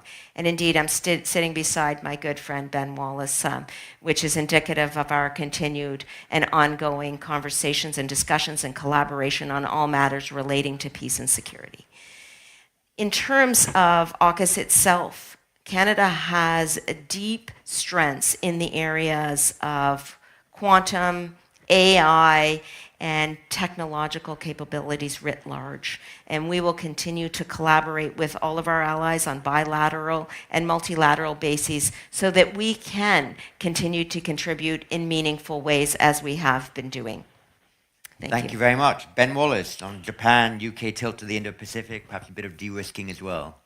Yeah, well, look, we could be mistaken if we thought it was just about the Pacific and China and no mention of Russia here. I mean, Russia has a Pacific interest. It has, and if you're in Japan, obviously you're very aware of Russia's behavior, sometimes towards Japan, but certainly in that part of the Pacific. And so, of course, NATO having an office here is in its interest of NATO, and also the importance of sharing lessons both from Ukraine, but also across the sort of NATO disposition in Europe into this part of the world. Japan, an open, liberal democracy with our shared values, trading, important trading partner with us, important technological partner with Europe and the United Kingdom, and therefore having a NATO office there is important for a number of issues. You know, let's not forget, Russia has been quite aggressive in this region and will continue to be so.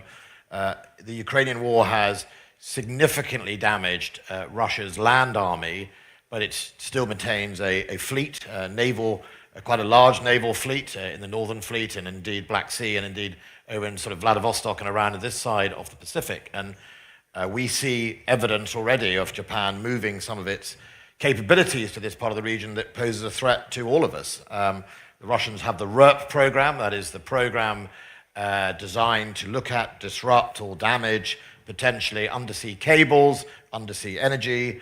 All of those capabilities are coming into the Pacific. And we should realize what that means for our vulnerabilities. And we are all vulnerable to global cable threats, whether that is from espionage or indeed just disruption or energy. Energy sort of warfare is growing, sadly. You know, we neighbor with Norway. Norway now supplies 40% of Europe's gas. Right? It's not just Norway's obligation to protect that. It is all European countries have a duty to protect that vulnerability. And that won't be any different here in the Pacific for some of our dependency on cables. So Singapore, for example, its finance sector, protecting its critical national infrastructure, really important. One of the world leaders in disrupting that critical infrastructure, who not only has the capability, but has the intent and does attack critical national infrastructure, as we're seeing in Ukraine, against all international law, against the Geneva Conventions, is Russia. So I think it's important NATO is in Japan to do a number of things. One is to share the knowledge of the threat. And remember, the High North is a place where both Russia and China has an interest of different trade routes. And therefore, you know, for all of us, again, in Europe, that is a direct connection to this part of the world. But also, obviously, the common standards of NATO equipment. We would say, as NATO members, NATO equipment is some of the best in the world. And if you are a member here who spent a lot of money on Russian equipment, I'd be taking it back to the shop. Given what I've seen happen in Ukraine, I would be encouraging you not to waste your money on Russian equipment. It doesn't seem to work very well. And I would secondly say that that common standard that has been often used at the base of Australia and New Zealand and others in their equipment program is a good and open standard that allows interoperability and integration. On the other areas about the EU, the balance between Europe and the Pacific tilt to the United Kingdom. So first of all, it's not an either-or, right? Let's balance this. The British defence budget will top out over £50 billion this year or next. We'll be heading towards 2.3% of GDP and then getting up towards 2.5% as a pledge. That does give us some headroom after some of our NATO obligations. And I think that allows the UK to play to its strengths in this region. One of our strengths is knowledge, the knowledge of our men and women of our armed forces, training, capacity building with our friends and allies in the region, wherever that may be. We obviously have a garrison in Brunei, for example, and that is an important capability in effectively improving deterrence and indeed capacity of our friends and allies in the region, but also deployments of our naval assets and being able to convene our partners and friends from Europe who also have interests here. When we came with our carrier group last year, I was delighted all the way through that deployment. We were accompanied by a Dutch frigate, the Netherlands, and in Europe, countries like Portugal and the Netherlands, in our DNA is freedom of navigation in our trade, it's in our history, it's in our essentially our economic model, and so it's inevitable that when we come to the Pacific together, we will come with our friends throughout the next few years. And that's an important thing, not only for the United Kingdom, the flag of the United Kingdom, but the flag of Europe, the flag of partners from that side of the world. So I don't think it's an either-or, and as long as we can fulfill our commitments to NATO, which is important, then we also have to, I think, contribute as a P5 nation to underpinning our obligation as a P5 to uphold those rules and law. And finally, on economic resilience, the question there, absolutely right. Britain doesn't think the solution to economic vulnerability or sovereignty is to pull up the drawbridge. We believe it's diversify your supply chain, have choices. So if one avenue closes off, you can work with somebody else in order to achieve what you need for your equipment or your capabilities. And not only by doing that, not only do you manage to protect yourselves, but you also collaborate and strengthen partnerships. AUKUS is a collaboration, but we actually collaborate with many countries in this room, in cyber, in other capacities, and that collaboration is really key to security and defense partnerships. That's how you build alliances, and so pulling up the drawbridge will not help anyone, in my view, protect themselves unless they are a huge economy. There's very few economies on earth that can effectively pull up the drawbridge and do everything from scratch. And even when those economies try, you often find they have to rely on external technology, either acquired, bought, or in some cases, stolen. Thank you very much. Just before I turn to the Philippines, I want to be a sort of equal opportunities interrogator. I asked your colleague from Netherlands last year this question, so I'm going to ask you the very same question. In 2021, the United Kingdom and the Netherlands jointly did a freedom of navigation patrol in the Black Sea. It was in order to assert the importance of keeping a free and open Black Sea. And some people in this region might question whether Westerners are truly committed to a free and open Indo-Pacific when there's been such difficulty ensuring a free and open Black Sea. We're now relying on an agreement that is permanently tentative between the United Nations, Turkey, Ukraine, and Russia that permits a percentage of fertilizers and food coming out of the Black Sea. The biggest importer of Ukrainian wheat in the world was Egypt. The number 2 is Indonesia, G20 power. Given the poverty and the quality of Russian equipment, should we not take a little bit of a risk and look to see ways in which we do a freedom of navigation patrol in the Black Sea in order to assist the food security of this part of the world? Well, I think unlike the Pacific, the Black Sea is governed obviously by the Montreux Declaration, which limits, not only even when it's allowing people to come in, it limits the number of foreign warships in the Black Sea at any one time. So, it is in a sense a controlled sea, unlike obviously the openness and freedom of the Pacific. A reflagging operation wouldn't be possible for a coastal state of Romania? Look, I mean, it's the actual Black Sea nations have a freedom to do what they like. We've noticed for many years Russia has abused exercise boxes. They've declared vast swathes of ocean no-go by just declaring it's a live firing area. Even when they don't do any live firing, they have intimidated Georgia and any other who seeks to think it's not just a Russian sea. Look, there's a plus side at the moment in the Montreux Declaration being upheld by Turkey. Russia can't resupply its fleet. Russia is currently using its fleet in the Black Sea to obliterate civilian areas of Ukraine. I mean, when you fire these missiles are being fired, they're fired from kilo submarines, for example, aimed at everything from, human populations and critical infrastructure. And if Turkey were to allow it to be open, then the first thing you would see is a significant naval reinforcement from other parts of the Russian fleet, and that isn't in Ukraine's interest or ours. But you make an interesting point about grain, right? There is efforts by Russia in places like Africa to blame high food prices and everything else on everyone from, Britain, I think we were described as the eternal enemy the other day, the West, everybody else, that's their fault. It's our fault that the grain prices are in Africa. The reason grain prices are high is because Russia illegally invaded Ukraine. End of story. No other reason, wouldn't have happened, they've caused it. Philippines, you had a couple of questions on Japan and your tilt towards the United States and how that balances with your approach also to China. Yes, Japan is a very important ally. All alliance that we had is very important, especially Japan. Japan helped us in three aspects. One is the peace process in Mindanao.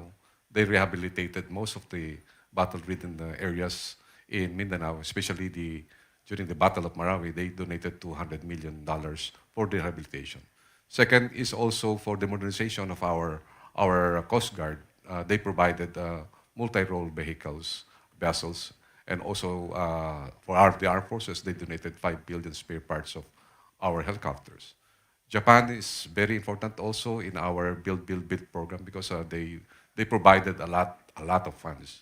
During our visit in Japan this year, the Prime Minister, the Japan government, assured the Philippines of its support to achieve the high medium level income country, and provided much support of 600 billion yen, and also the construction of the first subway in Metro Manila. So Japan, we are looking forward for having some sort of reciprocal access agreement, and also we are jointly having some meetings with the security and the defense department on how we could have include the Australia and US in our talk. And we are in the Philippines has only two missing forces agreement with Australia and also with the US. So Australia provided us a very intensive training for counterterrorism. So they provided people-to-people skill training to our soldiers. And also Australia provided meaningful strategic education. I came from an Australian education. I learned the Australian why. So with that, and I think that's what we are looking at the support of the different countries, like mandate countries, in achieving prosperous Indo-Pacific. We are the Philippines also with that. Thank you very much. So what I think I'm going to do is I'm going to take 3 questions to ensure 3 different regions of the Indo-Pacific are included, and then give each of our panelists 1 minute to send their final messages to this gathering. So first from Indonesia, Fitriani, please. Thank you. My question is, I would like to know, aside from the Minister Anand that mentioned the achievement on women, peace and security, I would like to know the commitment of the countries in terms of supporting the advancement of women, peace and security agenda, not only in quantity, but in quality, including increasing access in terms of leadership and command position for women in the armed forces, peacekeeping, as well as leadership in new technology, such as cyber and artificial intelligence. Thank you. Thank you very much. And from the Republic of Korea, Bo Ram-kom. Thank you. I have another unilateral question for our Canadian Defense Minister. In March, Canada offered to lead a new Quad, including Korea, Japan, and the US. I'm wondering if that has gained any traction, and what would the agenda be? Thank you. Thanks very much. I think I can actually squeeze in 2 more. So Gregory Poling from the United States. Thank you very much. My question is for Secretary Galvez. We've heard quite a bit about collaboration with the United States, Japan, and Australia to enhance deterrence and interoperability. But I wonder if you could speak to what kind of role the Philippines would like to see the US, Japan, and Australia play in peacetime to help push back on the gray zone coercion that your forces face day in and day out. So that's on the gray zone and how you can cooperate in peace. I'll take one more and then come to the panel in the order that they originally spoke in. So Philippines, UK, Canada. Robert Ward. Thank you, John. A question for Secretary Wallace. The Hiroshima Accord is a welcome statement of intent for continued deepening of UK-Japan relations. The Accord notes the UK's role in upholding the strategic values of the CPTPP after its accession to the bloc. Given the important geopolitical element to the CPTPP, what do you think the priorities for the UK should be in upholding these values? Thank you very much. So, first the Philippines, US, Australia was an important point, then the UK, and we'll close with Anita Anand from Canada. You, sir. Yeah. During our meeting with Secretary Blinken and also Secretary Austin, we really see the security alliance that we have to expand it to a more expanded alliance, which include economic. That's why during our meeting we pushed for some economic packages so that we can be free from certain economic coercion in the future. And Japan and US are very helpful on this. So that's why President Biden has promised that he will send his economic team to the Philippines. And we have seen already the presence of USAID providing some assistance, especially during disasters. And I really agree that our future fostering is really to have a close relation with Australia, Japan, Canada, the UK, and the other countries, so that we can really look forward in accelerating the modernization of our armed forces, and also to push for the rule of law based in the Indo-Pacific region. Thank you very much. Just before I move to Ben Wallace, you mentioned the visiting forces agreements that you have with the United States and Australia. There's been a lot of talk of a potential visiting forces agreement between Philippines and Japan that would work within the constitutions of each country. Can you announce any progress on that kind of discussion? We are on the process of discussions. And actually in the Balikatan exercises, we really explore on possibly expanding the bilateral Balikatan exercises into a multilateral exercises. So in that exercise, we already included, for the first time, 101 Australian soldiers. And in the near future, we might be expanding it with the other allied nations. Thank you very much. Ben Wallace. Well, thank you. Obviously, I'm the Defence Secretary rather than the Trade Secretary, but I think CPTT is really important because the principles we have to uphold is, as I sort of said in my speech, that the acceptance of a common standard of the rule of law, of freedom, openness and transparency, as Defence Secretary Austin said. You know, it's important that we engage in our trade in a transparent way, but also that the United Kingdom, I think one of the most important things is be openness to competition, be openness to free trade. That's what it's about. You know, you don't have to tell me in this region the success that free trade has given many of these countries over the last 30 years. If you look at the progress and growth of GDP, that is driven out of effectively free trade and openness, and that has benefited millions, potentially billions of people in this region, and I think that is the real success of it.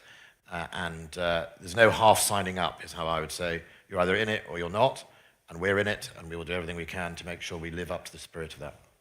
Anita Anand. Well, thank you. Two questions came to me there. The first on women, peace, and security. And let me just say that we all have an obligation to advance progressive values, including ensuring equality and non-discrimination of women in whatever institution we're participating in.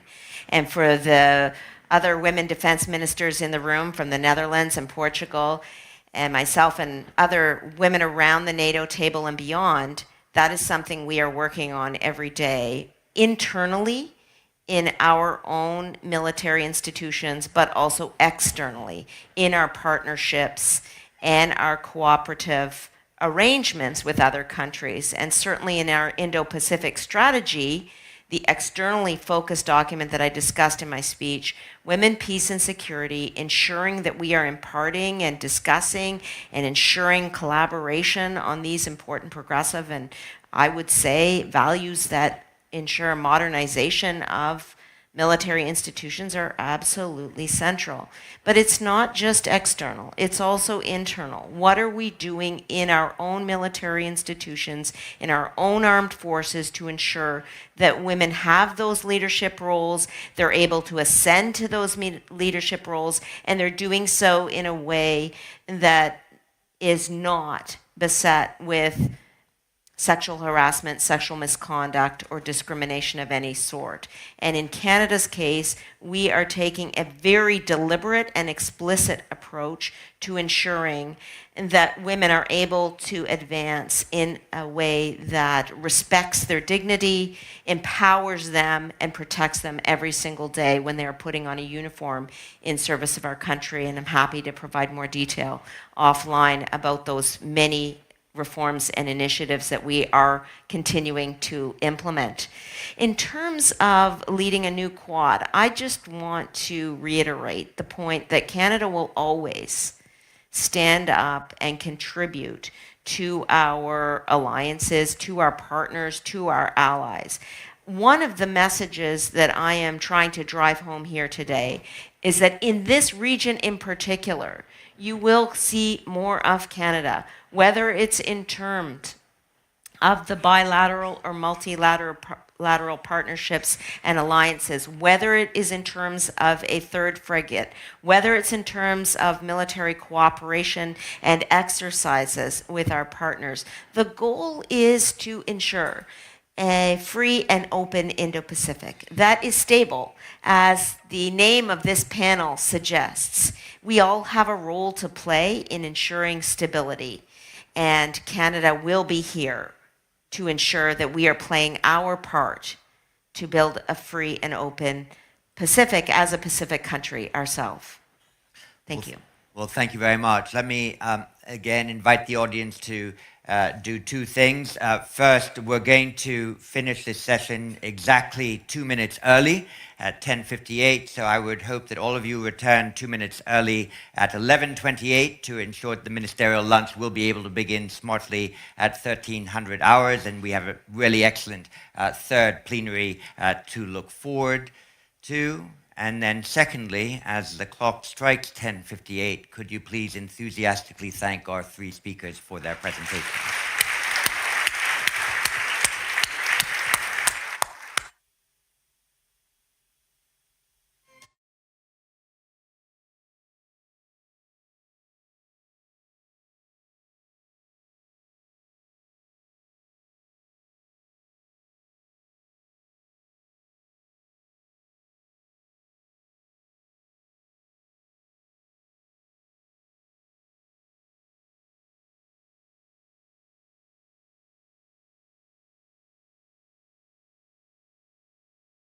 A Russian man claiming to hold top-level secrets about Russian advanced bombers has just turned up at the U.S. southern border, seeking asylum.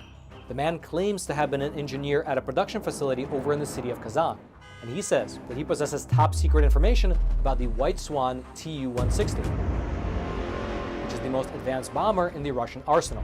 U.S. border officials, they interviewed the man, and they determined that his story was in fact credible and eventually passed him off to the FBI, who are still in the process of interrogating him right now. However, analysts have pointed out that the fact that the story was even leaked to the public is an indication that perhaps the American government is encouraging other Russians who also hold top-level secrets to also escape to America.